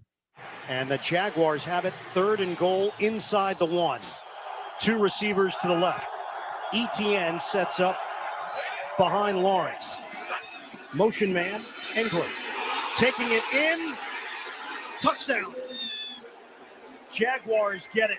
The ball got popped free, but Lawrence gets it done for Jacksonville. Jets thought they had a turnover potentially, but he broke the plane, and the Jaguars go in front 9-3. Ian Eagle on the call. Jags, huge win. Hosting a playoff game? Maybe? Would definitely be clutch. Go to clutchspirits.com, hashtag all your drinks social media-wise with the hashtag clutchspirits, and check them out anywhere that you buy your spirits. Clutch Vodka, that's clutch with a K. Jags were what, 2-6? Lions were 1-6, right? Is that where these teams are coming from? Lions have won 6 of 7. Jags have won what, 5 of 7? Love it. Love it. Now, I don't know if it's just a coincidence with the 17-game season now, the extra week. It's an extra week of futility for the Jets and the Titans potentially. And meanwhile, it's an extra week for the Jags and the Lions to be that horse on the outside going, oh, good. You mean I got more room? You mean this is the Derby, not the Preakness, right? I got an extra furlong? That's fantastic. The idea of the Lions winning back-to-back road games. The Jags going up to winning in cold weather. Well, the Jags just won back-to-back road games. I know. For the first time in 5 years. They were 1-22 on their last 23 road games before winning in Nashville and now New Jersey. Mm-hmm.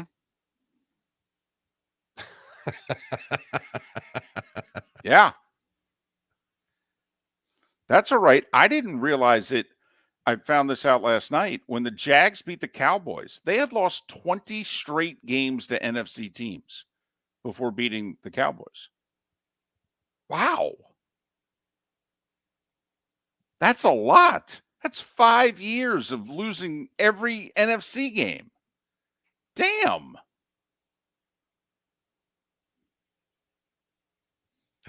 That's a long run. Yeah. And that's why it's so hard to take these teams seriously. Here they are, baby. And I think the Jags I know are the worst record since 2018, and the Jets had the 3rd worst record. And I think the Giants were 2nd in the last, 4+ seasons. And so look what's going on right now. All of them in the playoff mix. The Giants in the playoffs at the season ended today, and most of us now betting that the Jags are going to overtake the Titans. It's why we watch the NFL. It's why this league continues to deliver over and over again. Matt Cannata delivers for Miller and Moulton. He will join us next. Pat Kirwan coming up at the top of the 8 o'clock hour right here on the Florida Sports Network. Don't miss the Miami Dolphins watch party every Sunday at the Seaside Bar and Grill in Bonita Springs. Presented by Clutch Vodka. The Seaside will be serving Clutch Vodka drinks, including the awesome Bloody Mary bar at the Seaside. If you can't be at Hard Rock Stadium, come have fun at the best place in town to watch the Dolphins and enjoy the best, clean, crisp, smoothest vodka. That's Clutch with a K. Miami Dolphins parties every week at the Seaside Bar and Grill on Old 41 in Bonita Springs. Powered by Clutch Vodka. Ladies and gentlemen, once again. Yeah. Hi. Excuse me. Hey, the line starts back here. Ma'am, if your party's not here, you're going to have to go around again. If you had the opportunity to avoid all this, wouldn't you? Salt Live is the official transportation provider of the Miller and Moulton Morning Show, making your trip to and from the airport seamless and stress-free. Salt Live is supported with the help of local partners like the Bayfront Inn.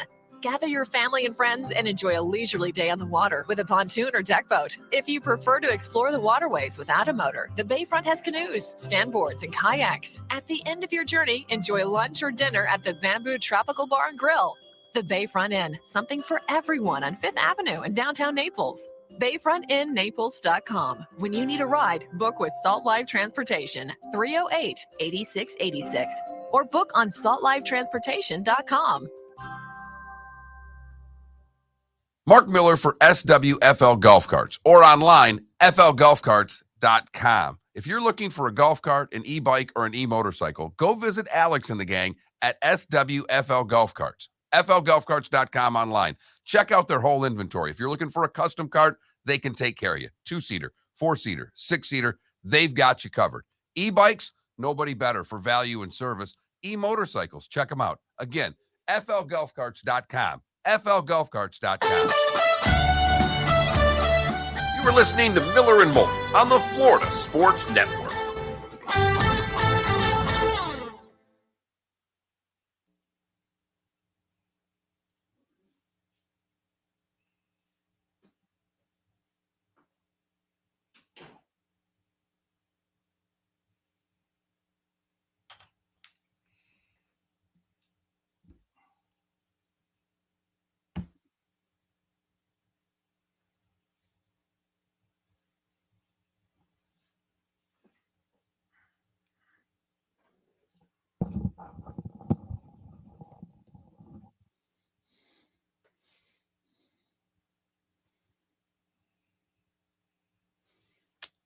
What did I miss here?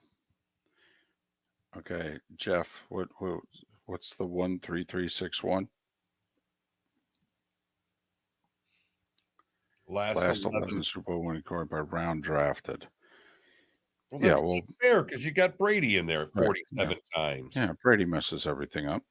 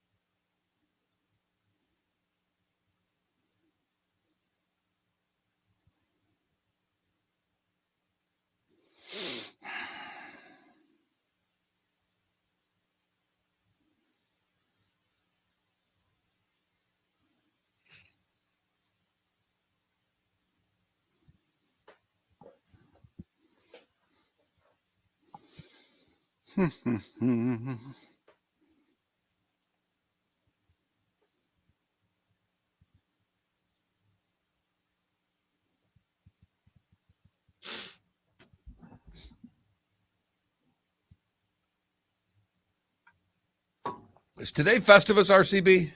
What day is Festivus? Yeah, it is today.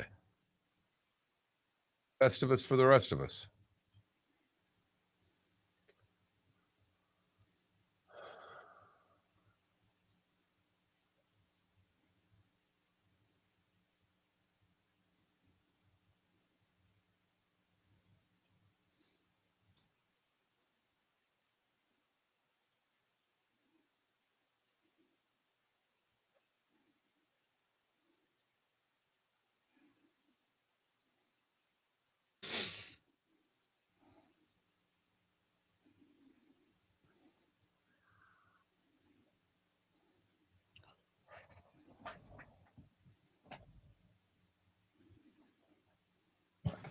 Guy that writes the big lead tweeted out, Chris Streveler looks like a name American Pie was using for a character and came before they came up with Steve Stifler.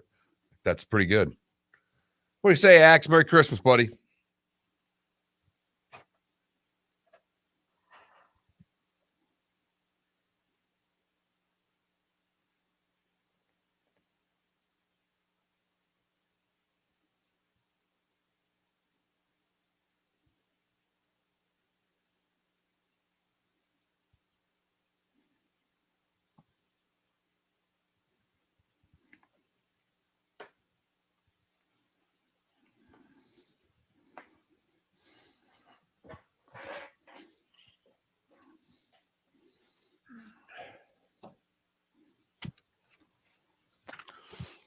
Brian and Larry, thank you.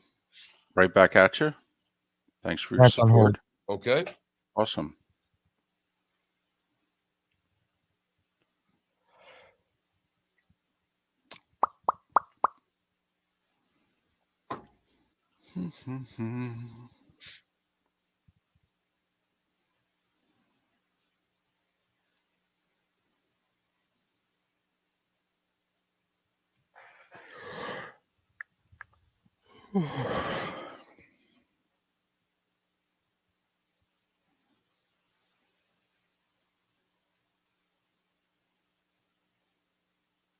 Here we go.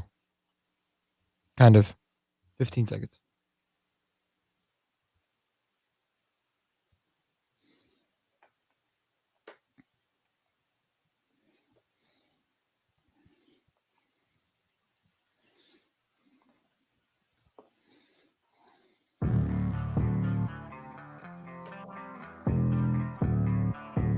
Thanks for listening. And now, more of Miller and Moulton on the Florida Sports Network.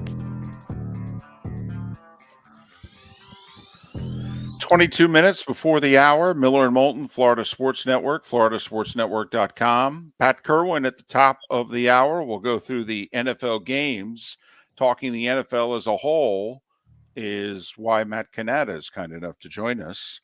And Matt, an early merry and a happy to you and yours. Thanks for joining us during the storms. How are you? Good, and you as well. Happy holidays to you both as you as well. You can follow Matt on Twitter at Cannata, 2 N's, 1 T, PFN, Cannata PFN. Follow ProFootballNetwork.com on Twitter at PFN365. And a reminder, early in 2023, collegefootballnetwork.com will debut, and you might as well start following that now on Twitter at CFN365.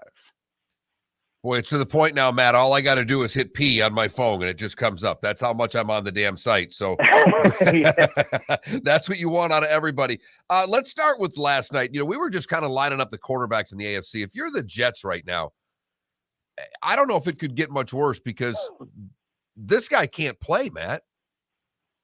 Yeah, they're in a bad situation, huh? I mean, you have a defense that's, pretty good. But you have a QB that you wasted a second overall pick on. And what do you do with him? You have to get rid of him, right? And now they're in this kind of abyss where right now, as of last night, they have the 15th pick in the first round, right? Yeah, there's a few good QBs in this year's draft, but 15 might be too high for them to actually land one of those good QBs without them giving up even more assets to secure one of them. And so they're kind of in no man's land here because you have to start over. I mean, if you look at free agency or you try to trade for someone, yeah, you could trade for Garoppolo, right? Lamar Jackson's probably not going to hit the market, so that's a pipe dream at this point. But it's too bad for the Jets because they're going to waste a really good defensive unit. They're going to waste that window because they didn't get it right at the QB position. And it's why the next 2 games could be very important for the next 3 years for the New York Jets. Because if Mike White can get in there and play well, they may just decide Mike White's the answer, and he'll cost less than Garoppolo. And so, at least in that sense, Matt, if they stay in-house, I mean, isn't this kind of like when Washington had RG3, but they also had Cousins, okay? And then they fell back to Cousins. And it's like, wow, we don't have to go out and spend another pick. We can, stay in-house, so to speak, and we'll play this guy instead, and we'll just let that guy's contract run its course. Yeah, that's a good way to look at it, right? And kind of the similarities. I believe Kirk Cousins was drafted in the 4th round. Mike White was drafted in the 5th round.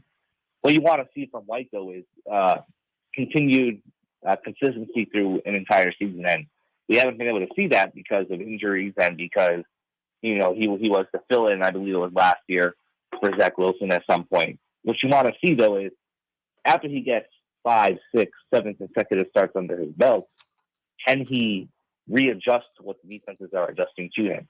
And typically we see QBs drafted in the late rounds. It's very, very rare that we see a QB succeed, right? Kirk Cousins is the exception, not the rule. Tom Brady's obviously the exception, not the rule. And so you kind of want to see that. But can Mike be that bridge QB for 1 year? Sure. But are you also going to kind of be in that Ryan Tannehill situation where it's like you have to have everything perfect around that QB to succeed, and then you're just kind of meddling, 9 and 8, 8 and 9 every single year because you don't have that franchise QB that could really put you over the top. I think Mike White can certainly hold his own. I'm just not sure. I think it's too early to say that he could be a franchise QB at this point. Well, the Dolphins a few weeks ago thought for sure they had a franchise QB, and then a rough patch hit. And Tua played pretty well against the Bills. Didn't look as good when it started snowing in the 4th. But in your estimation, just this game's a monster game for the Dolphins. It might even be bigger for Tua, Matt. I think it's bigger for Tua in the sense that will the Dolphins keep their options open heading into the offseason? Not that they would replace him after one season, but they would certainly look to bring in some kind of competition rather than Skylar Thompson, a 7th round pick, being his primary competition, right? And so these next 3 games, just in the public perception, just in the team perception, can he go out and beat the Packers? Can he go out and beat the Patriots and the Jets? If he can finish 3-0, which I think there's no reason why the Dolphins shouldn't finish 3-0, then the Dolphins have their answer and they don't need to worry about the QB spot heading into next season. But if he fails, if he falters, if he goes 1-2, or the Dolphins just kind of limp into the playoffs a little bit and get help from others, I think the Dolphins will certainly look to bring in a veteran backup, someone who could challenge Tua a little bit, maybe even possibly a mid-round pick at the QB position to kind of send a message, or at least I hope they would, because they didn't do this with Ryan Tannehill, but I hope they would do it Tua that says you need to step it up a bit and prove your consistency in 2023. Matt, how much of the Dolphins' performance on defense this year, in which they grade out in the bottom quarter of the league in most stats, 23 or worse, how much of it do you just blame on injuries? And how much of it do you blame on, maybe we overrated some of the personnel and maybe we do miss Brian Flores, at least on that side of the ball? Yeah, that's a complicated question because of the information that I know, right? Byron Jones leaving has had an impact. Well, not leaving, but out for the season, pretty much has had an impact. I think Josh Boyer is the primary culprit in this. He was forced on Mike McDaniel. Mike McDaniel didn't exactly choose him to be a defensive coordinator. And there were whispers, very loud whispers in the organization last year that Josh Boyer really was just kind of the DC by name. And it was Flores and Gerald Alexander, the DB coach, and several other defensive staff who are not there this year, who really had a major input into the game plan and the play calling. And now you see Josh Boyer on his own. It's not like he's terrible. He's okay. But I think you're going to see a change there at the defensive coordinator position in the offseason, regardless of what happens. Or I should say probably nothing short of winning the Super Bowl will we not see a defensive coordinator change. So I think primarily it's on his shoulders. the weather this weekend, you're dealing with it right now. There's like 4 or 5 games. I mean, from a standpoint of football, it seems like this is just an under game, an under weekend with all of these crazy games. But is there a game you look at because of weather that alters what you think may happen? The Baba Cyclone, and I'm dealing with a windstorm in Connecticut here, and I saw even in Florida it's like 45 degrees this weekend. Yes, which is crazy, right? So I feel bad for you guys, but not really, because we deal with it all the time.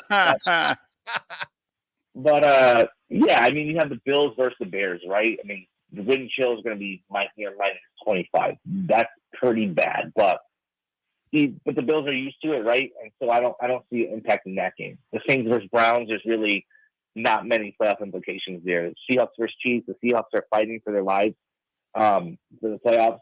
That could have an impact on them because the temperatures are supposed to be near zero.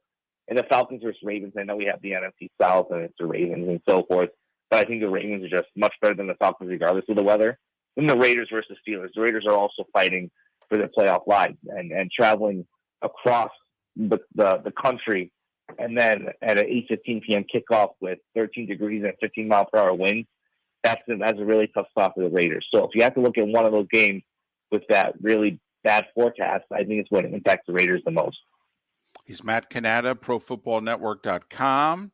Follow him on Twitter at Cannata, 2 N's, 1 T, Cannata PFN, Cannata PFN. Follow the site on Twitter at PFN365. And a reminder, once again, in early 2023, CollegeFootballNetwork.com will debut, and you might as well start following them on Twitter right now at CFN365. So we've had 2 coaching changes during the season. Gut feeling right now, on Black Monday, how many coaches are going to get gassed? Black Monday or after the game? We've seen them moving more and more quickly as soon as the game is over, and we'll be ready at Pro Football Network with wall-to-wall coverage of that. Cliff Kingsbury, I think, is going to be out the door. I'm very interested to see what happens to Todd Bowles, right? Even if they make the playoffs, because the NFC South is so bad. Does the Glazer family, who owns the team, give him another season to kind of turn things around and demand some changes at the coordinator positions? Dennis Allen, I don't necessarily think he'll be out, but that could be one. Nathaniel Hackett, I think, will be done. I think a surprise firing, although I think he'd have a job in a minute, is Matt LaFleur in Green Bay. If they falter the rest of the way, or they kind of look to be turning around a little bit. I think Bubby Smith will be out the door in Houston. I think the problems go way beyond the roster there, and a lot falls on the coaching staff, and it's too bad for that organization that they'll have 2 one-and-done coaches. I think they'll be very hard to find a quality coach who will trust the ownership and the GM to keep them around if things start to get a little fluky. Stefanski could be a surprise firing, and Matt Eberflus in Chicago could be a surprise firing. Whoa! Really? Yeah, because here's why. I mean, this would be a super surprise, right? Dark horse. But they're 3-11 coming into this week. And I do think it'd be unfair to fire him because they sold a lot of players at the deadline, right? But they're also on, I believe, a 7-game losing streak. And that's the second longest by any NFL team this season. And when you look at the development of Justin Fields, can you realistically say that he's gotten better this year? I think he's shown that flashes of being a good QB, but can you say that, okay, he's truly taken the next step? And I still think there are a lot of questions about Justin Fields. And this hire always confused me because you have a rookie QB that you're trying to build around, and you bring in a defensive coach, right, to try to do that. And I get the philosophy of have a really good defense and take the pressure off the rookie QB. But I think in this day's NFL, you have to have an offensive-minded coach who's going to develop that young QB because the head coach isn't going anywhere, whereas a really good offensive coordinator you might bring in does have the opportunity to move up to be a head coach somewhere else. And so if you're looking for a dark horse surprise, Eberflus could be that guy. The big game on paper is Philadelphia and Dallas with Hurts out. How much of a shot do you give Minshew and the Eagles? Yeah, I'd be really surprised if they won because they have shown some flaws in the past several weeks, even almost losing to the Colts a few weeks ago. And so I expect Dallas to take care of business. If Dallas does not win, obviously it's more of an indication, I think, on Dallas than it is on Philadelphia. Yeah, if you really think about it, I know the Eagles only have the 1 in the right-hand column, but they didn't look that great in Chicago. They didn't look that great in Indianapolis. You know, how much of it is it's a long season and stuff to look great throughout, or how much of it is that maybe the team is not their record. Matt, once again, a merry and a happy. Thanks so much. Be safe. Handle the storm. And maybe we'll hook up again next week. All right, guys, put on your jackets. You're going to need them this weekend. Yes, we Boy, are. ain't that the truth? Yes, we are. Matt Cannata, 2 N's, 1 T, Cannata PFN, Cannata PFN, ProFootballNetwork.com.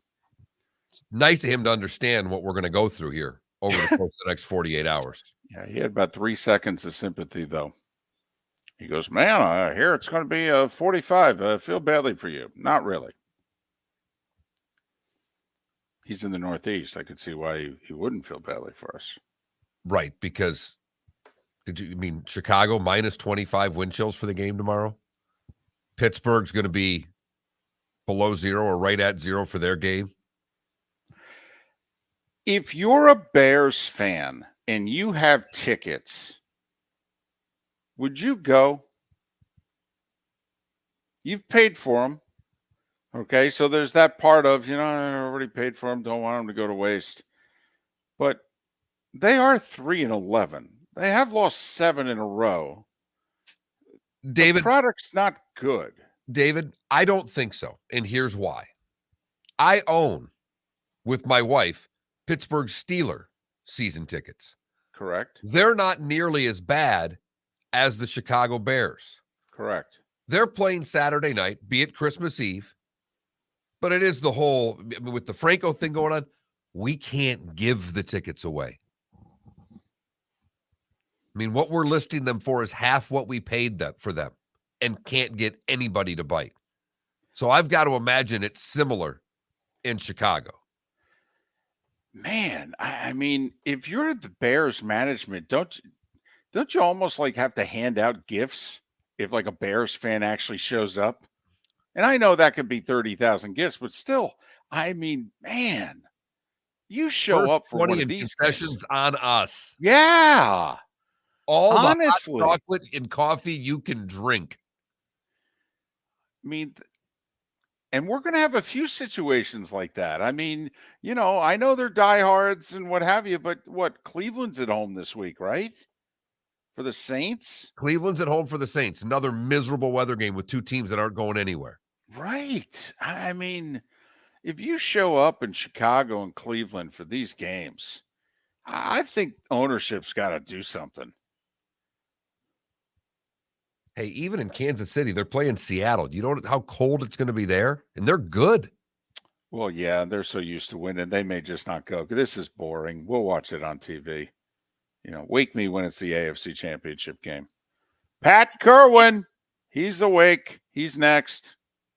David Moulton for Napa, Napa Auto Parts, and Napa Filters. Insist on Napa filters for your vehicles, or if you're a do-it-yourselfer, only buy Napa filters. Napa has a filter for almost anything on earth that moves, whether it's motorcycles, foreign and domestic cars, vans, SUVs, earth-moving equipment. You get the idea. Napa Auto Parts, Napa filters. Insist on them for your vehicles, or if you're a do-it-yourselfer, only buy Napa filters. Miller and Moulton here for the Clutch Vodka Play of the Day. Mark, remember Nick Charles, Fred Hickman, the CNN Play of the Day? Yeah, CNN did a nightly sports show. That was a while ago. Yes, it was. Just work with me. Everyone liked the pod, the Play of the Day. So how about we have the Clutch Vodka Play of the Day? Sounds good. Fun. Smooth. Like Clutch Vodka. Listen weekday mornings for the Clutch Vodka Play of the Day. That's Clutch with a K. Don't miss the Miami Dolphins watch party every Sunday at the Seaside Bar and Grill in Bonita Springs. Presented by Clutch Vodka. The Seaside will be serving Clutch Vodka drinks, including the awesome Bloody Mary bar at the Seaside. If you can't be at Hard Rock Stadium, come have fun at the best place in town to watch the Dolphins and enjoy the best, clean, crisp, smoothest vodka. That's Clutch with a K. Miami Dolphins parties every week at the Seaside Bar and Grill on Old 41 in Bonita Springs. Powered by Clutch Vodka. Mark Miller for SWFL Golf Carts or online, flgolfcarts.com. SwapGolfCarts.com. If you're looking for a golf cart, an e-bike, or an e-motorcycle, go visit Alex and the gang at SWFL Golf Carts. FLGolfCarts.com online. Check out their whole inventory. If you're looking for a custom cart, they can take care of you. 2-seater, 4-seater, 6-seater, they've got you covered. E-bikes, nobody better for value and service. E-motorcycles, check them out. Again, FLGolfCarts.com. FLGolfCarts.com. Yeah. Hi. Excuse me. Hey, the line starts back here. Ma'am, if your party's not here, you're gonna have to go around again. If you had the opportunity to avoid all this, wouldn't you? Salt Live is the official transportation provider of the Miller and Moulton Morning Show, making your trip to and from the airport seamless and stress-free. Salt Live is supported with the help of local partners like the Bayfront Inn. Gather your family and friends and enjoy a leisurely day on the water with a pontoon or deck boat. If you prefer to explore the waterways without a motor, the Bayfront has canoes, standboards, and kayaks. At the end of your journey, enjoy lunch or dinner at the Bamboo Tropical Bar and Grill. The Bayfront Inn, something for everyone on 5th Avenue in downtown Naples. BayfrontInNaples.com. When you need a ride, book with Salt Live Transportation, 308-8686, or book on saltlivetransportation.com.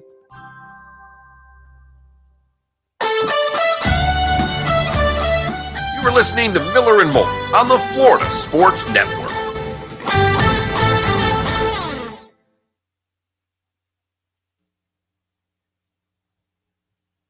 Oh, there's Pat. Good morning, my friend. Morning, Pat. How are you? I'm doing fine. Get that winter jacket ready for this weekend. Oh, yeah. I'm going to fly up to New York tomorrow morning really early. Yeah, my daughter and her husband and the 3 boys, their flight got canceled while they're sitting at Newark Airport. They got in a car and they drove. At 3:00 this afternoon, they were in Tampa right now on their way down here. So, oh my gosh. Yeah. All 3 boys are playing in Brindley's hockey tournament today, and they want to play. And they've been in a car all night. Oh, I know they're the car's got to stink to high heaven with all that hockey equipment. Yeah, that's pretty much gross, but that's what's happening. So now, are they going to try to take the flight back, and Dad's going to have to drive himself home? They will take their flight back at the end of the week. So they took a one-way rental from Hertz. They're going to leave the car here. Okay. We do that on the camp tour. We just take one-ways like everywhere. So that's what they're doing. And I couldn't get out. I was supposed to get out this morning right after this. And there's nothing happening. So now I'm out tomorrow morning. So I hope that's okay. Right. So it's kind of a strange week for flights and cancellations and all that stuff. Could be worse, Pat. You could have drafted Zach Wilson. Thanks for bringing me right back to reality. Thank you. Hey, the Zach attack is over. Wow. Yeah, you can't stick with that. I mean, just call him Josh Rosen. Again, I had one rule, which was never draft a quarterback who grew up in a trailer park. Now the other side is never draft a kid who grew up at a country club.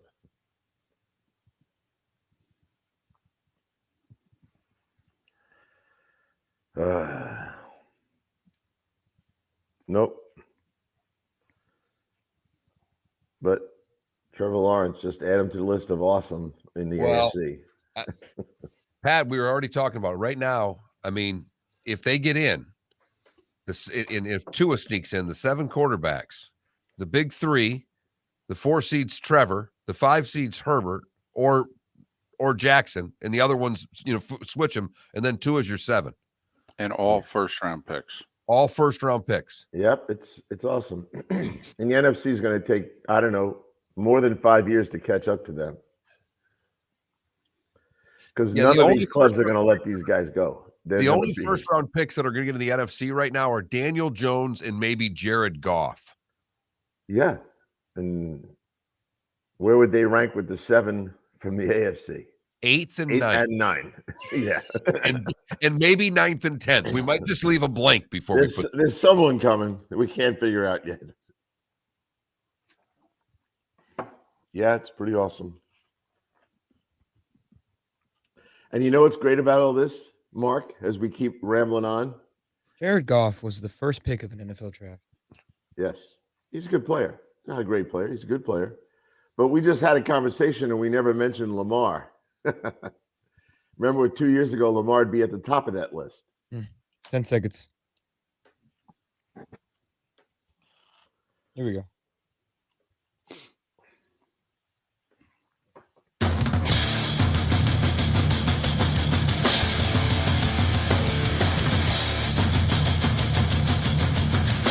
You are listening to Miller and Moulton, exclusively on the Florida Sports Network. And now, here's Mark Miller and David Moulton. The 8 o'clock hour of Miller and Moulton on a football Friday. Our last show before Christmas. An early merry and a happy and have a great weekend. And if you're traveling, be safe and bundle up. Pat Kirwan will be traveling. He of NFL Radio is moving the chains in CBS's NFL Today show. Pat joins us once again courtesy of Pinchers from Tampa to Key West and a dozen locations in between. Pinchers, because you can't fake fresh. An early Merry Christmas to you and yours, Pat. How are you?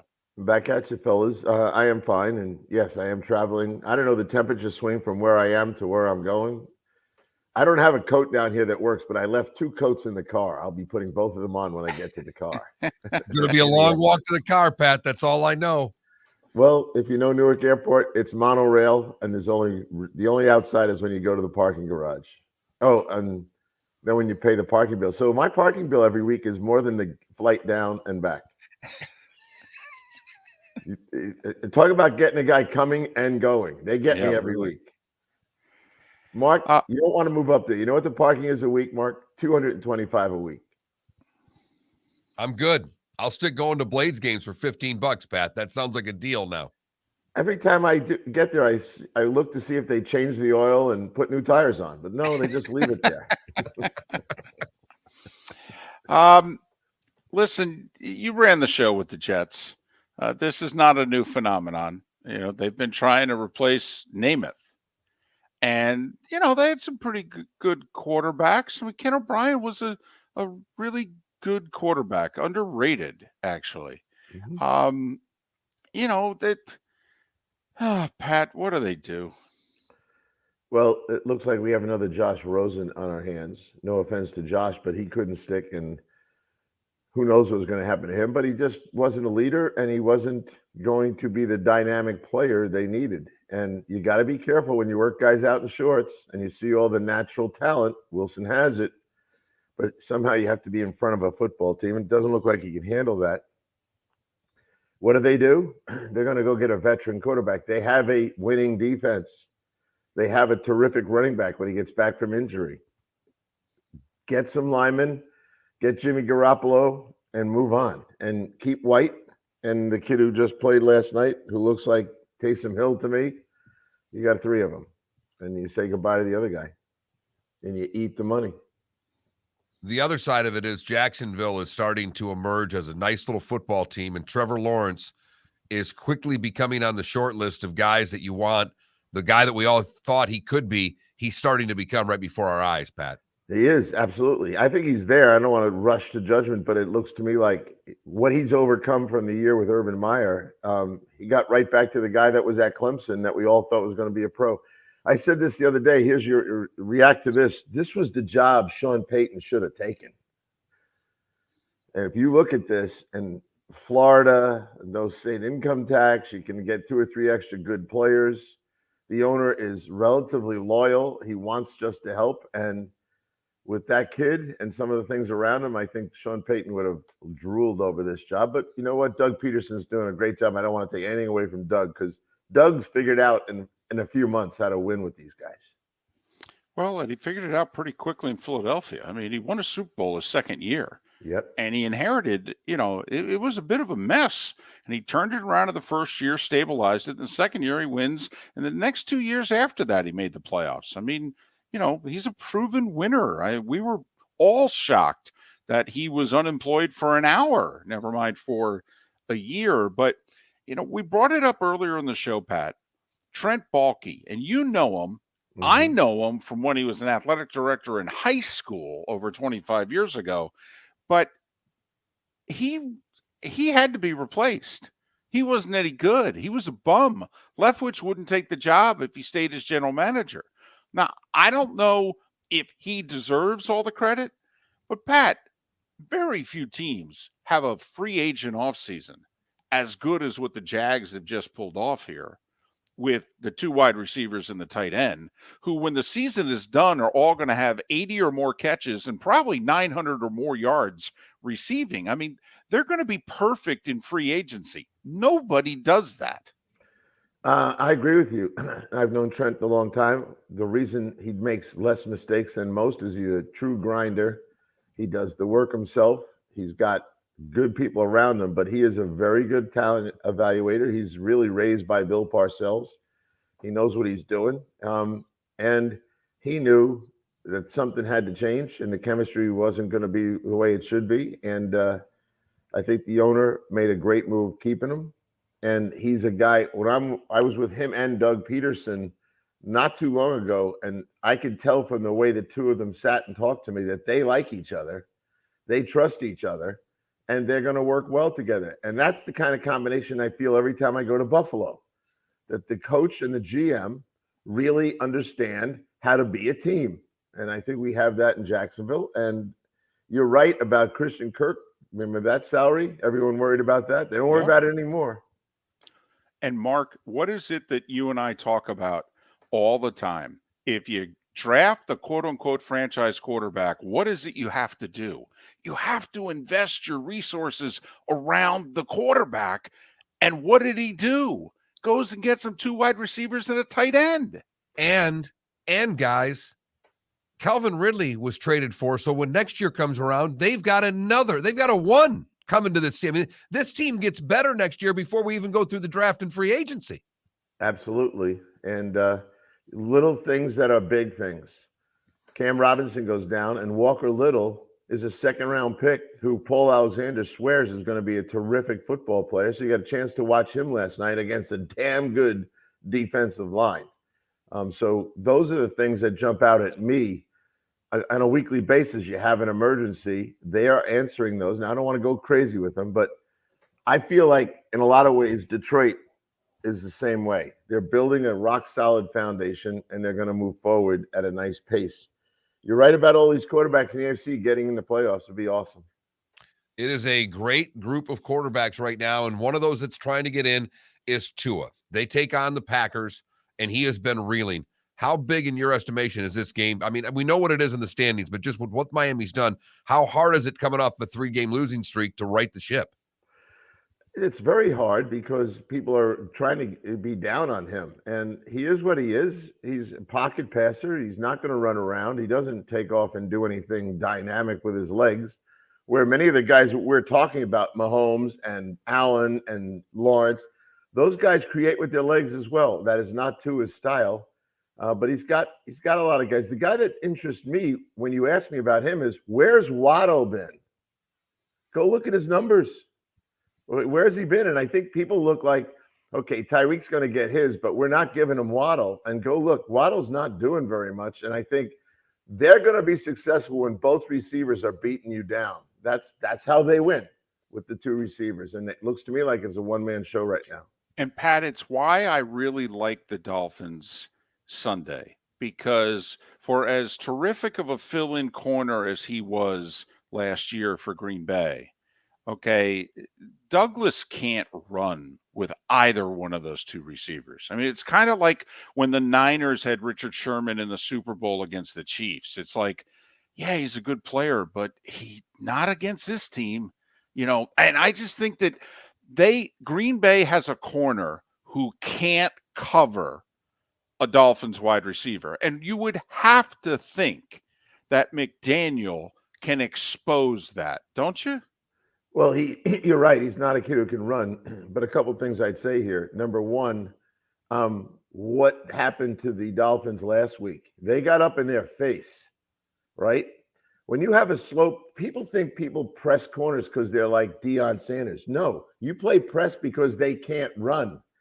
And you take Rasul Douglas, he's big. Put him up in the face of Waddle and jam him. And then you're doing your job because Tua does not want to hold the ball. We all know what happens when that rush gets in his face. So my answer to that is follow suit from last week, press these receivers. You're not going to get a great shot on Tyreek. He's too crafty and he's too explosive. But you can take the other guy out with the jam. So that's what I would be doing. And I think last week we saw a team that realized we're going to do that to these guys. So I would expect Green Bay, even if you're playing zone, look, we used to play press bail. It looks like press, but they're going to bail. They're going to jam, and funnel them inside. That's what I would be doing here because that quarterback does not want to hold the ball very long. He wants to get rid of it. And when someone gets in his face, David, he throws the ball high because he will not transfer his weight and the ball goes sailing high. Okay, you've talked about how to get after Miami. Miami's seen teams doing this. What are they going to do to counter it? Well, we'd all like to give the old traditional run the ball answer. You know, when you play it, they can't. So this is what happens to them. Then you'd say maybe the defense has to score or we need a special teams touchdown. We've heard and said all those things. That's where I think their limitations are. Now, are they limited against Green Bay? Green Bay's begging you, please don't run because we don't stop the run. Right. But we're talking about a team that can't run. So do you force feed the run because the numbers say run against Green Bay? I know this. If you don't run, that guy Preston Smith is going to be in Tua's face. I think the Packers have a pretty good chance to win the game.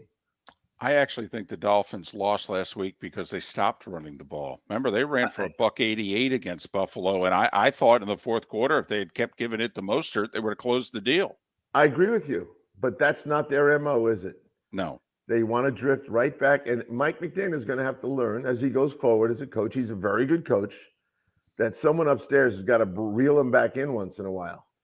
These coaches that see pass answers to all their problems continue to throw the ball. Oh, look at that coverage. I know how to beat that coverage. Not a good move. All right, Pat, some of the other games to get into. Philadelphia and Dallas is the big one at 4:00. You know, we talked a little bit about Minshew earlier in the show. He played for Coach Leach. He's going to be fired up for this game, but I don't care how fired up he is. He's got to play Dallas. What do you think? We've got about a minute left, Pat. 2-8 in his last 10 starts, 13-17 lifetime. But I will say this, he's got the perfect mental makeup of a backup. He believes he's a starter. He will come off this bench and looking to win the football game. That doesn't mean he can, and I don't think he can. Run the ball at Dallas. Everyone knows that. That is not a secret. But if you get behind, you're going to have to throw, and that's what Dallas is looking for because here comes that pass rush of theirs. Dak Prescott, he loves playing the Philadelphia Eagles. He's 5-1 against them, and he does a good job. He's Pat Kirwan, NFL Radio, moving the chain, CBS Sports, the NFL Today Show. Pat's appearance comes courtesy of Pinchers. Pinchers with a dozen locations because you can't fake fresh. More with Pat coming up on the other side with Miller and Moulton right here on the Florida Sports Network.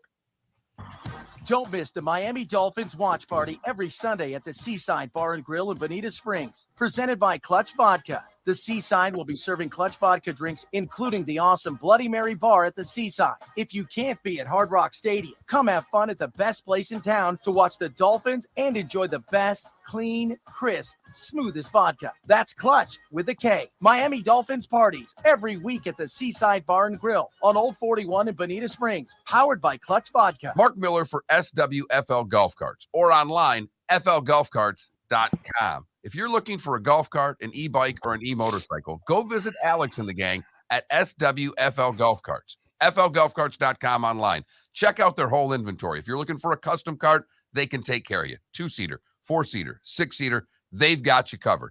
E-bikes, nobody better for value and service. E-motorcycles, check them out. Again, flgolfcarts.com. flgolfcarts.com. Ladies and gentlemen, Hi.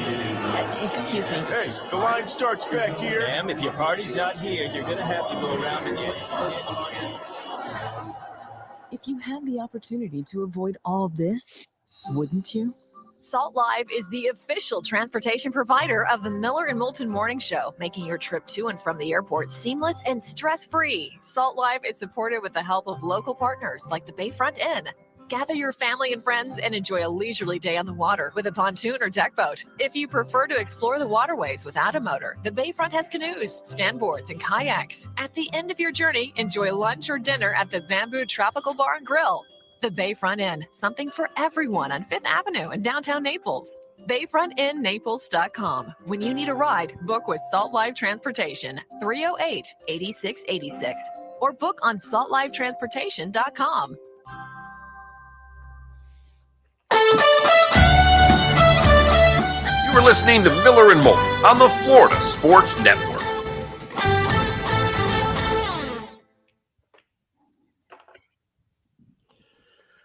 Where are you going this weekend, David? Christmas afternoon, I fly to Indianapolis through Charlotte. Weather looks as if it's going to be cold, but fine. Very good. I hate Southwest Airlines, but when I go to the Combine, I take them from RSW. They have a nonstop in the morning. This time of year, nonstops are pretty important. Yeah, I wish I was still flying at RSW because so many more direct flights out of Fort Myers than Jacksonville. Yeah, which you wouldn't think, NFL city, bigger city, figure the airports, but Jacksonville's, it's not as bad as like New Orleans or St. Louis or Memphis, but it's don't forget Kansas City. Yeah, but it's not ideal. No, I believe that. Yeah, a couple times when I had to go to see the Jags, I had to land in damn Daytona Beach. Well, from Fort Myers, I think to get to Jacksonville, you have to fly to Atlanta. You do. Oh. And my wife's girlfriend came to visit us. She was at Florida State, Tallahassee. She had to go to Atlanta to come back down here. Yep. You'd think they'd have a little hoppers, those 10-seaters. Yes. Pat, it's the one business that I've always wondered why there isn't like a Florida airline. Because it doesn't work. They've tried it. But when? I can't think of the name of the airline that flew from here to Orlando, here to Miami, here to Lauderdale, here to Key West, and they go out of business. Yeah, I've never gone into Naples business travel. It is strange, but you're right. And I remember taking it. I certainly took the one to Key West from Naples, and that thing fizzled out. But Washington has one because when I'm in D.C., I land up taking a little hopper over to what's that hotel where the Saints used to practice over in West Virginia, the Greenbrier. Greenbrier. Yeah. So they had a hopper that went over there, and they have one on the West Coast. I take it from Seattle to Vegas and Seattle down to LA. But you're right. It doesn't seem to work here. Don't get it. There it is. Cape Air. Thank you, Johnny Mac. That's who it was. There you go. Cape Air. Someone would have it for me. That was a while ago, though, wasn't it? Like early 2000s? Or was it more recent than that? Then Adam says Silver Airways. I remember that. There's been a couple of them. I took to Jacksonville to Miami to see the Dolphins. And that's not a fun ride. And he flew low enough to watch me look at I-95 bumper to bumper. And every hub, boop, 20 miles of that, then nobody. Like the road never had cars on it. Then you get to the next city and clogged all over the place.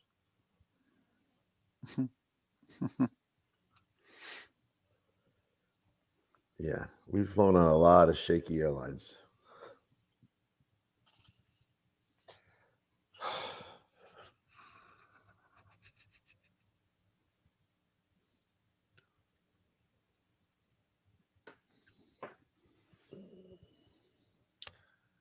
Pat, I saw that where Alan used to play the Outrigger? Yeah. The Outrigger and Charlie's Boathouse and what else they have? They sold. Did I hear Charlie's Boathouse sold for $35 million? Well, it's the Boathouse, the Outrigger, and they've got the Gulf Shore Grill is theirs too. The Cottage Gulf Shore Grill. It's 3 properties. 2 of them are beachfront. Well, here goes the megapolis that's going to land up. That we're never going to recognize that place. It's going to look like nope. Key West. It's going to be St. Pete. I feel bad for all those people that retired on the Bayside in those little houses. Yeah, I feel sorry. I still got friends that, live on the beach and work on the beach because you could still live there and afford to, work there and afford to live there. That's not going to be the case anymore. No. That is true. Sad. 30 seconds. A lot of those old hotels like the Outrigger and the Wyndham, they're such dumps. But it was just the beach crowd. They liked going. They didn't care. Yep.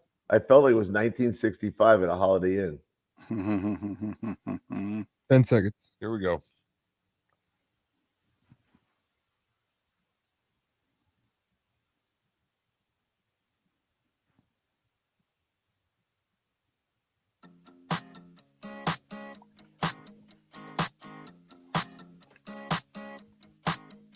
You're listening to Miller and Moulton, exclusively on the Florida Sports Network.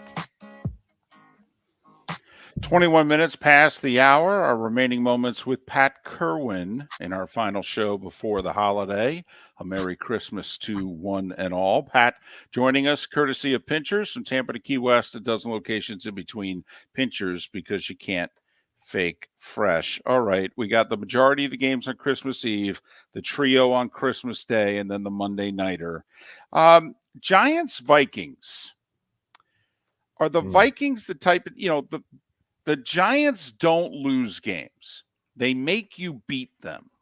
And they started to play some better teams and they started losing. Well, the Vikings are one of the better teams, right? So the Vikings should win, right? Yes. And I think they will. I think the Vikings are more dynamic, if you will. The Giants early in the season were also counting on the blitzing defense and pretty effective. Where's that defense gone in the last few weeks when it comes to stopping the run? Not doing very well. Now, who are you up against? Now, the question I ask myself every day is, why wouldn't I give the ball to Dalvin Cook more than they do? He'd be a minimum 20 carries every week. And after I watched that screen pass, he'd catch 4 of those too. They got a better quarterback at this point in his career. They have these dynamic receivers. The Giants don't have receivers, so you know what they are. It's the Saquon run game, and it's the Daniel Jones run game. Go look at Daniel Jones when he gets 10 or more carries. They win. They're 4-0-1. So that's who they are now, and that's who they have to be to get and stay in the playoff race. Run Daniel Jones 15 times, hand Saquon the ball 25 times, and then hope for the best. And that's not good enough to beat Minnesota in Minnesota, where I believe they're 7-1. The Lions. Oh, I love this game. Play Carolina. The Lions have actually won 2 in a row on the road already this year. They would do it for a second time, which is hard to fathom if you followed this football team for any length of time. But they don't do very well against the run. Carolina can run it. How do you see it? Well, the last 3 weeks, I mean, we talked about Detroit. Their whole defense is better than it was. It's just like a dramatic improvement. They're giving up around 20 points, but go look at their run defense for the last 3 weeks.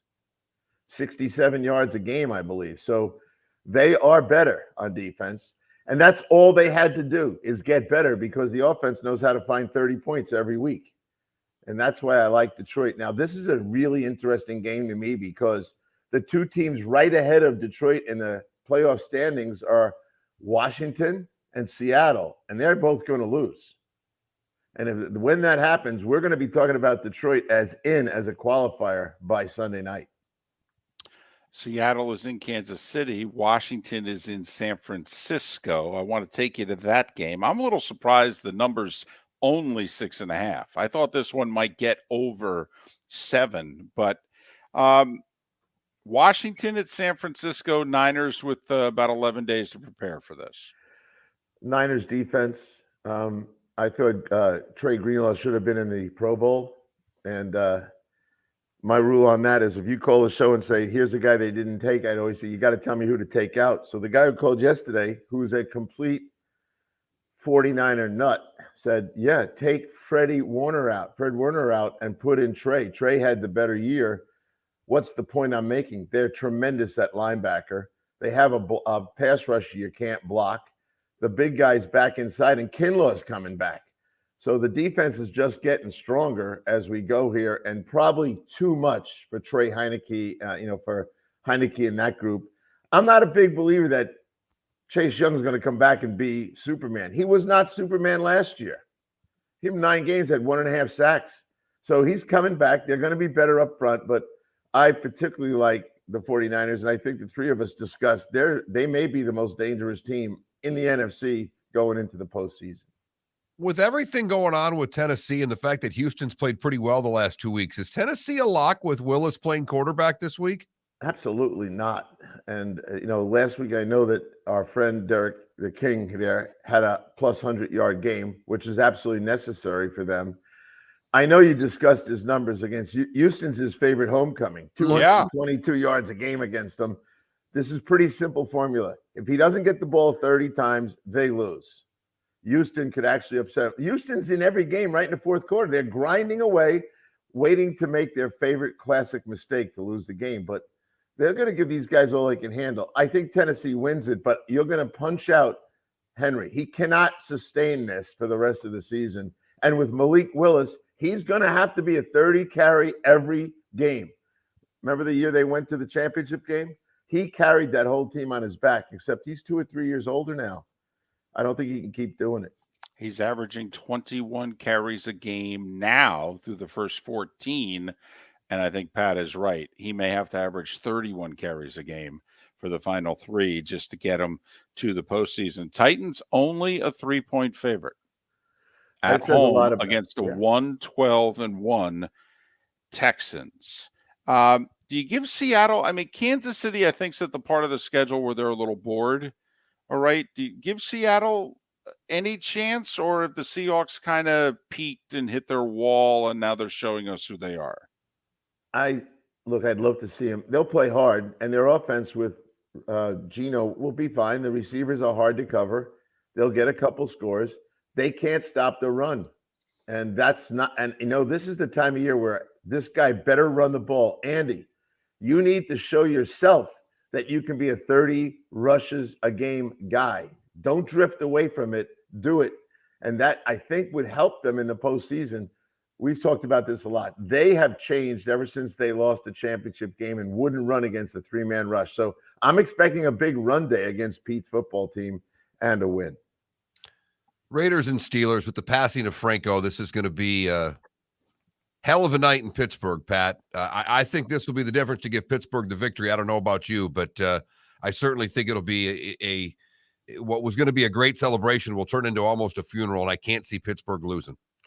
I'm with you on that. We know the spirit of this football team, the city, the whole thing. It almost chokes me up thinking about how passionate they are, and they will play really, really hard. And the other reason they're going to play really hard is that they don't want to have a losing record. They don't want to be the team in 18 years or the 19th year. So get ready. They're going to win the game. Well, and they're 6-8. They win their 7-8. They keep it alive. Hey, hanging on the edge of the cliff. That's right. Cincinnati in New England. All right. It's desperation for the Patriots.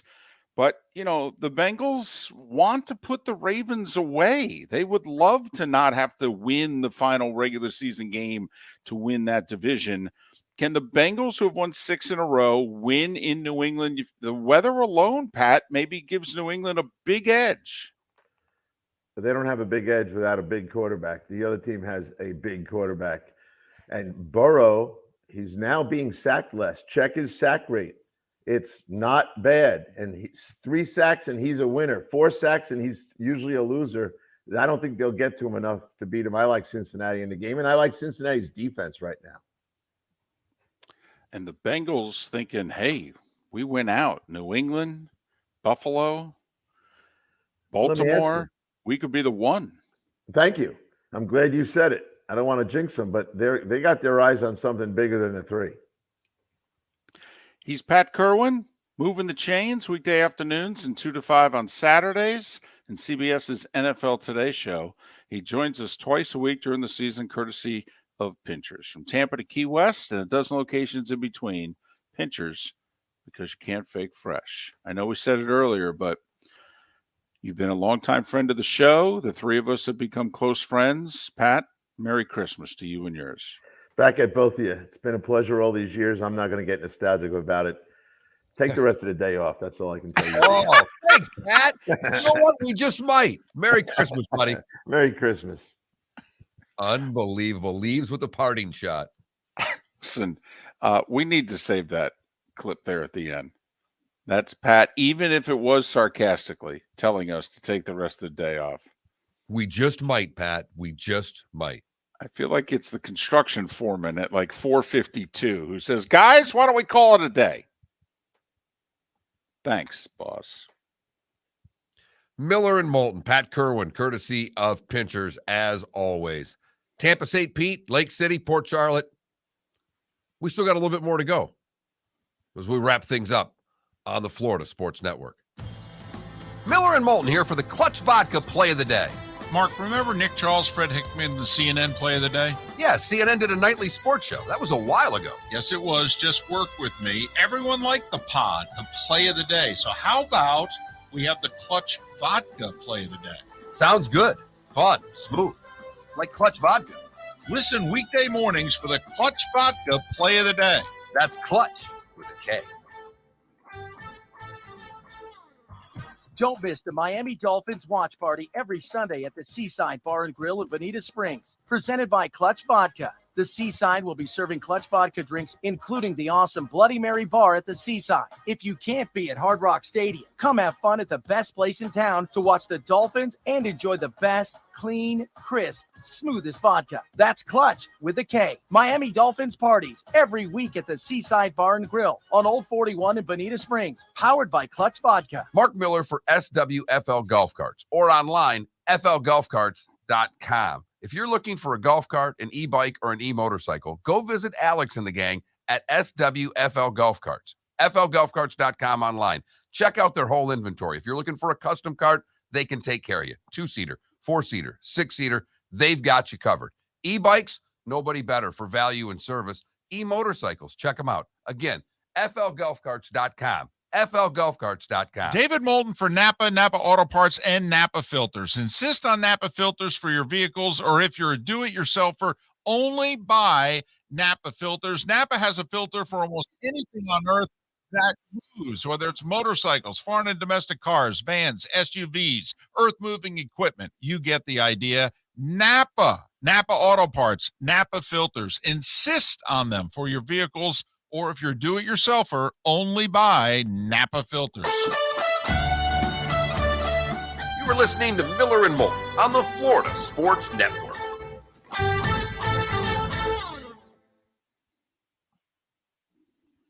I was merely taking Pat at his word. I was done for the day.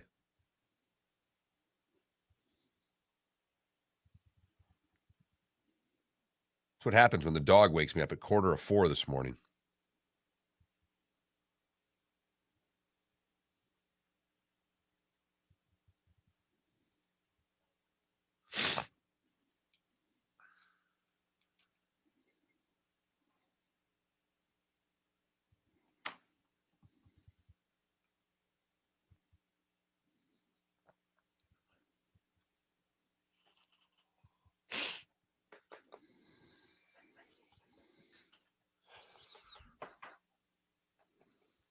Are we done at the top of the hour? Yeah, I think we are. What do you think? I'm fine with it. Roll the 6. We're taking an hour. Let's do it. Means you got to stay awake for the whole hour now. Yeah, I know. Okay. It's the only thing that would have affected this is, whether or not Felipe made it through hour 4. Hey, you're lucky I got the picture I got, because 30 seconds after I took the picture, your mouth dropped and you were like this. I'm so pissed. I took the picture. I tweet. I look up and your mouth is wide. I'm like, why couldn't I get that shot? I am never eating chicken and pasta in the morning ever again.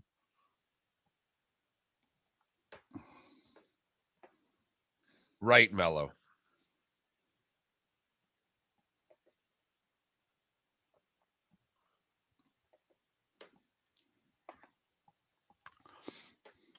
So we'll do our picks here. Yeah. Sure. I got him. You know what? I don't think the Bills are going to. I might have to switch this. I might take the Bears +8. Wow. That's a tough. I'd like to just take the under in like 5 games. Take all the cold weather games and go under. You can.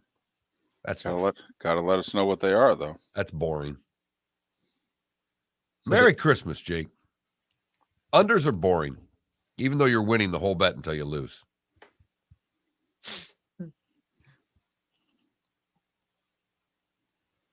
There was a Patriots fan at the Raiders game that was just getting I saw it. Robert Kraft invited him. Yeah. Did you see that? David, the video? Did you see what had happened? Yeah, Kraft gave him reached out and invited him to the Patriots game home. He also said something about, any other game you want to go to, let me know. And he sheepishly said, well, there's this game in Glendale in February.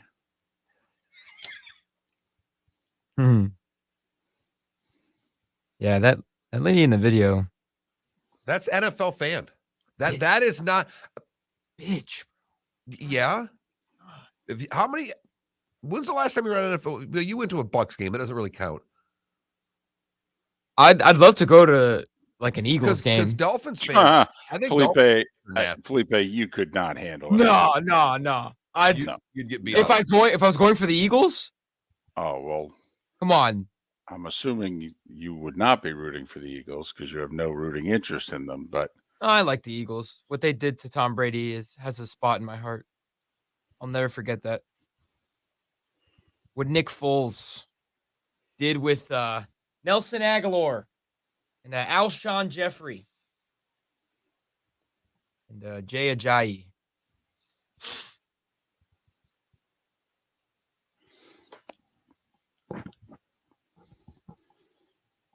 I used to love going to the vet. Eagles-Giants games. God. They throw stuff at me. I had beer poured on me. I had beer thrown at me. To be was... Now I'm shocked and appalled. But at the time, I'm like, well, this is the price of admission. Oh, KW just texted me. Had to tune out. Hope you and your family and your girl have a great and safe Christmas. He's not here anymore. Merry Christmas.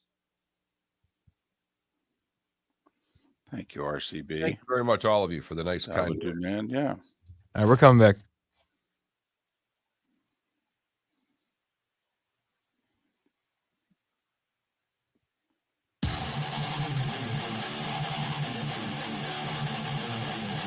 You're listening to Miller and Moulton, exclusively on the Florida Sports Network. 22 minutes before the hour is up. Thanks so much for being with us. Miller and Moulton, Florida Sports Network, floridasportsnetwork.com. And to our audience in Lake City, Tampa, St. Pete, and Port Charlotte. Last segment of, before the holiday. And so we want to wish you and yours a safe and a merry. And we will be back on Monday after a full weekend of football. I mean, can't take shows off during football season. I mean, spring and summer, that's one thing, but not now, Mark. Everybody else is, we're not. We have been beat down by Pat Kirwan over the years, and we do not take time off anymore. That's our story, and we're sticking with it. That and, we'd have to pay someone to do the show for us, and that's not going to happen. Well, no, that's certainly not. Very quickly, I'm 9 games below 500, and I'm 90 games below 500. Right. We stopped keeping count. And since we stopped, you gotten worse. Right. So I really like the Dolphins Sunday. I like the matchup for the Dolphins. I really do. I think they break out. And I think Aaron and, Watson hook up. And, I think they score 24. I do. But I think Miami's going to score in the low 30s. Against the Green Bay defense. I really do. Give me the Dolphins and lay the 4. I love the fact this game's under 7. Give me the Niners and lay the 6.5. And if I lose this game, I'm fine with it. And I know Washington plays tough and they play close and the whole. I get it. I know they're a tough out. The Niners wear you down.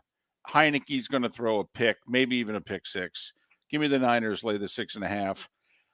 I know it's the Lions, but Jacksonville just went on the road, won their second straight road game. They had won one road game in 5 years. All right. Give me the Lions in Carolina, lay in the 2.5. And everybody concerned about Carolina running the ball on Detroit's run defense. Carolina rushed for 21 yards last week against the Steelers.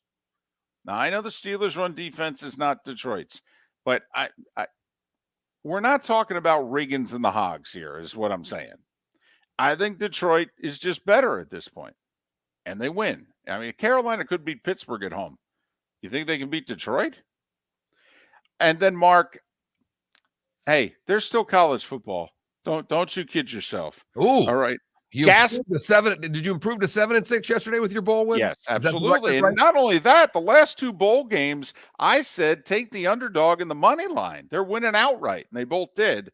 All right. Wake Forest with their Hartman there, the quarterback, he's playing in the Gasparilla Bowl. How is this line only 2.5? I love Wake laying the 2.5 against Missouri.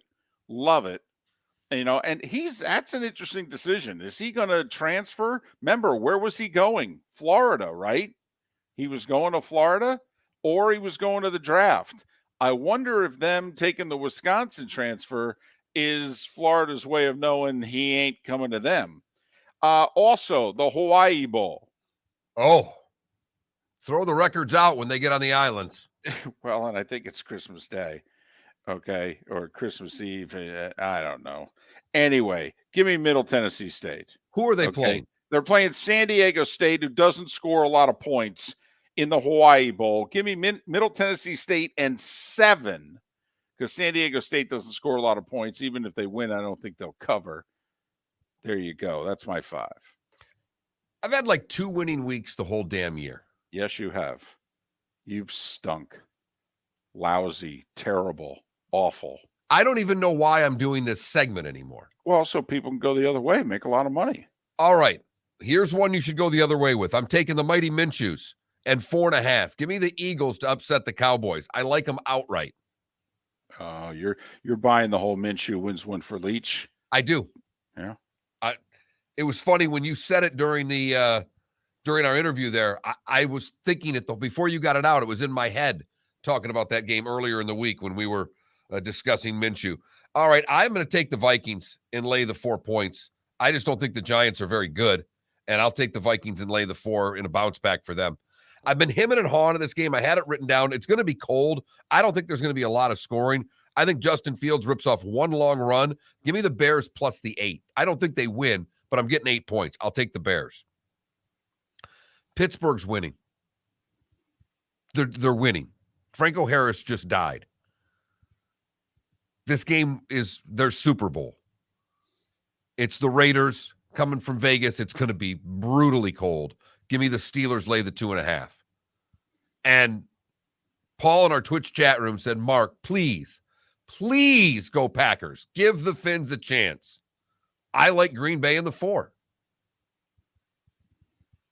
I want to be dead wrong about this game. But right now, Miami's not playing well. That defense is not very good.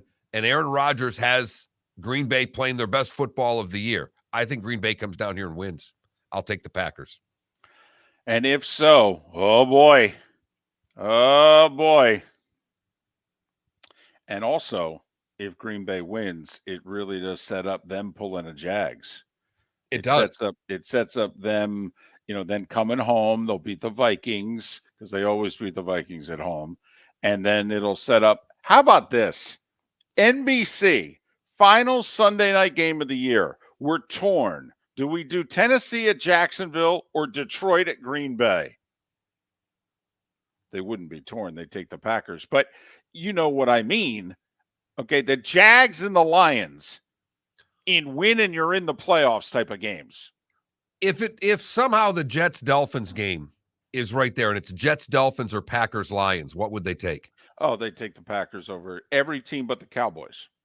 Okay. From a rating standpoint. Although NBC really takes the game with the most at stake, no matter who the teams. But if it's just from a rating standpoint, you take the Packers over every team not named the Dallas Cowboys.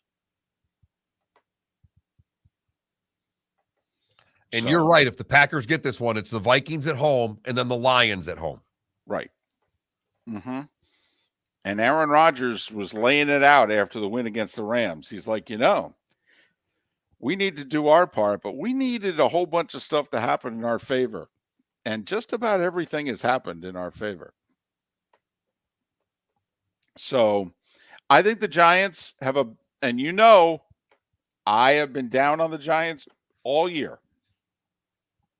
I actually think the Giants have a real shot at the upset here because the Vikings just managed to play that kind of ball. I'm with Pat. If they would hand the ball to Dalvin Cook 25 times, they will win this game comfortably.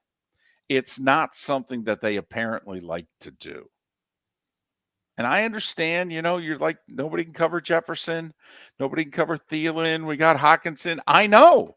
You think you're like the NBA team in which you cross midcourt and all 5 guys are like, none of my guys can guard me. Give me the ball. The problem is, and not the problem, what I think we all believe is if they would give Dalvin Cook the ball more, Jefferson would be open more. Thielen would be open more. Hawkinson would be open more. But you're right. They have a lot of the Eagles' Andy Reid in them right now. By the way, why did neither one of us take the Browns at home laying 3 against the Saints? There's a dome team going on the road, and I know you could argue they have more to play for. I mean, they're only a game out of first, but I mean, come on. They're not any good. And not only that, what does Cleveland do? I mean, this game's got Nick Chubb written all over it. I'd like to say I don't bet on bad football teams, but I took the Bears +8 and Pittsburgh -2.5, so that's completely out of the question. Well, you got too many teams below 500 mark playing each other this week. You got to pick some bad teams, right? All right, I'm going to do it. I don't have the guts. Over-under on that, by the way. 32 is the over-under on the New Orleans Cleveland game. Wow. So it's basically 17-14. Yes. What they're saying that game's going to be. Okay, I'm doing it. I don't have the guts to bet it, but I will put my name on it as a pick. Texans are going to beat the Titans. That's right, my Tennessee Titans. Now, if Ryan Tannehill was playing, even if he was playing on crutches, they'd find a way to win the game. Okay, but Texans are going to beat the Titans. Malik Willis is not an NFL quarterback at this stage of his career. He's not. And the Texans are playing much better than they did earlier in the year when they played Tennessee the first time. And remember, they can win and still have the first overall pick. Yes. So I'm picking the upset. I don't think it's that crazy with one exception. Derrick Henry they may beat him. Derrick Henry's still going to run for 2.25 and score twice. Folks, has there ever been a team with less than 2 wins on Christmas that was on the road that was only a 3-point dog? I mean, think about this. 1-12-1 on the road. If they're playing another NFL team and not Middle Tennessee State, what should the point spread be? No less than 7. It's 3. The Bucs are an 8-point favorite. That's the second highest number on the board this week. The Chiefs at 10 are the highest number on the board. Bucs scored a huge break. They're getting Trace McSorley. And Arizona, we all think, has quit. And this could get Tampa. Then they host Carolina, which will be for the NFC South. Don't laugh. And then, facing a rookie and Ritter in Atlanta. Maybe Tampa Bay puts a 3-game winning streak together here against bad teams, but it gives them a little mojo to host the Cowboys in the playoffs. Just saying. That way the crowd would only be 40% Dallas. as opposed to the 60% Dallas that we think it's going to be right now. Yeah. I mean, I will say, if you're Tampa, I mean, if you're a Bucks fan, don't you have to keep your tickets for that game? I mean, you got to go into it thinking it's my last chance to see Brady, right? Right. But you could sell them to a premium to a Cowboys fan and pay for part of this miserable season that you've had to endure. And in a week with a lot of miserable games, don't we have to say, I mean, listen, Christmas Day, yeah, there's 3 NFL games, but the Dolphins play at 1 and the Bucks play at a little after 8. The Broncos-Rams is the 4:30 game. I mean, you've got to do something with your friends and family. Take a nap. Go to a movie. Something. That's why we're having a late Christmas dinner. Mother-in-law flies in Christmas Day. I'll be putting the prime rib on the table right around the time the first quarter ends. But you are right for a middle one, Broncos and Rams. By the way, another game that looked really good on paper when they put the schedule together. Absolutely. That's why they put it on Christmas Day. That's the CBS Nickelodeon game. And now CBS is going, are you serious? CBS got slimed. Nice. Well done. Hey, can the Ravens get out of their own way and take care of business at home against Atlanta? I don't think so. I don't think the Falcons have won a road game this year. Ritter is making his second start. I talked to the guys who broadcast the Atlanta-New Orleans game in New Orleans last week. They said, yeah, Ritter was on the field, but they clearly don't think he's ready. Okay, Mariota bum knee and lost his confidence, so they just decided to give Ritter some experience with that. He ain't ready. And they called plays accordingly. So what's the over-under in that game, Mark? Because I'll bet it's around 32. 35. Wow. Take the under right now. And it's going to be cold. I mean, it's going to be cold. Yeah, miserable. Right? Dome team going outside in the weather. So, by the way, I think the Chiefs destroy the Seahawks. It's a lot of points to lay. I'd stay away from it. This year in the NFL, anything over 7, you take the points. But I do think that the Chiefs, they threw their clunker out there, 2 of the last 3 weeks. I think now they come home, bada bing, bada boom. And I think teams are like 1-12 the week after playing the Niners. They beat you up. And that's who they faced last week before coming into Kansas City now. So I'm with you. I think that's going to be an ugly game. I thought about playing it, but as we've discussed, anything getting to a lot of points, you're supposed to take the points when we get over 7 this year. Do you know the Lions are 10-4 against the number so far this year? I saw that when I was looking at the matchup between the two teams. That's scary in and of itself. It's just another reason maybe to take the Lions on the road, laying the 2.5. I'm just saying they've won 6 of 7. Only team they lost to is the Bills. That's the 1 seed in the AFC. Miller and Moulton. Wishing you all a very Merry Christmas. We will be back Monday morning for those of you in Lake City, Tampa, and St. Pete, and Port Charlotte, because we take no days off. It's football season after all. Yeah. Miller and Moulton, thanks so much for listening right here. Where else? The Florida Sports Network. Merry Christmas. Party every Sunday at the Seaside Bar and Grill in Bonita Springs. Presented by Clutch Vodka. The Seaside will be serving Clutch Vodka drinks, including the awesome Bloody Mary Bar at the Seaside. If you can't be at Hard Rock Stadium, come have fun at the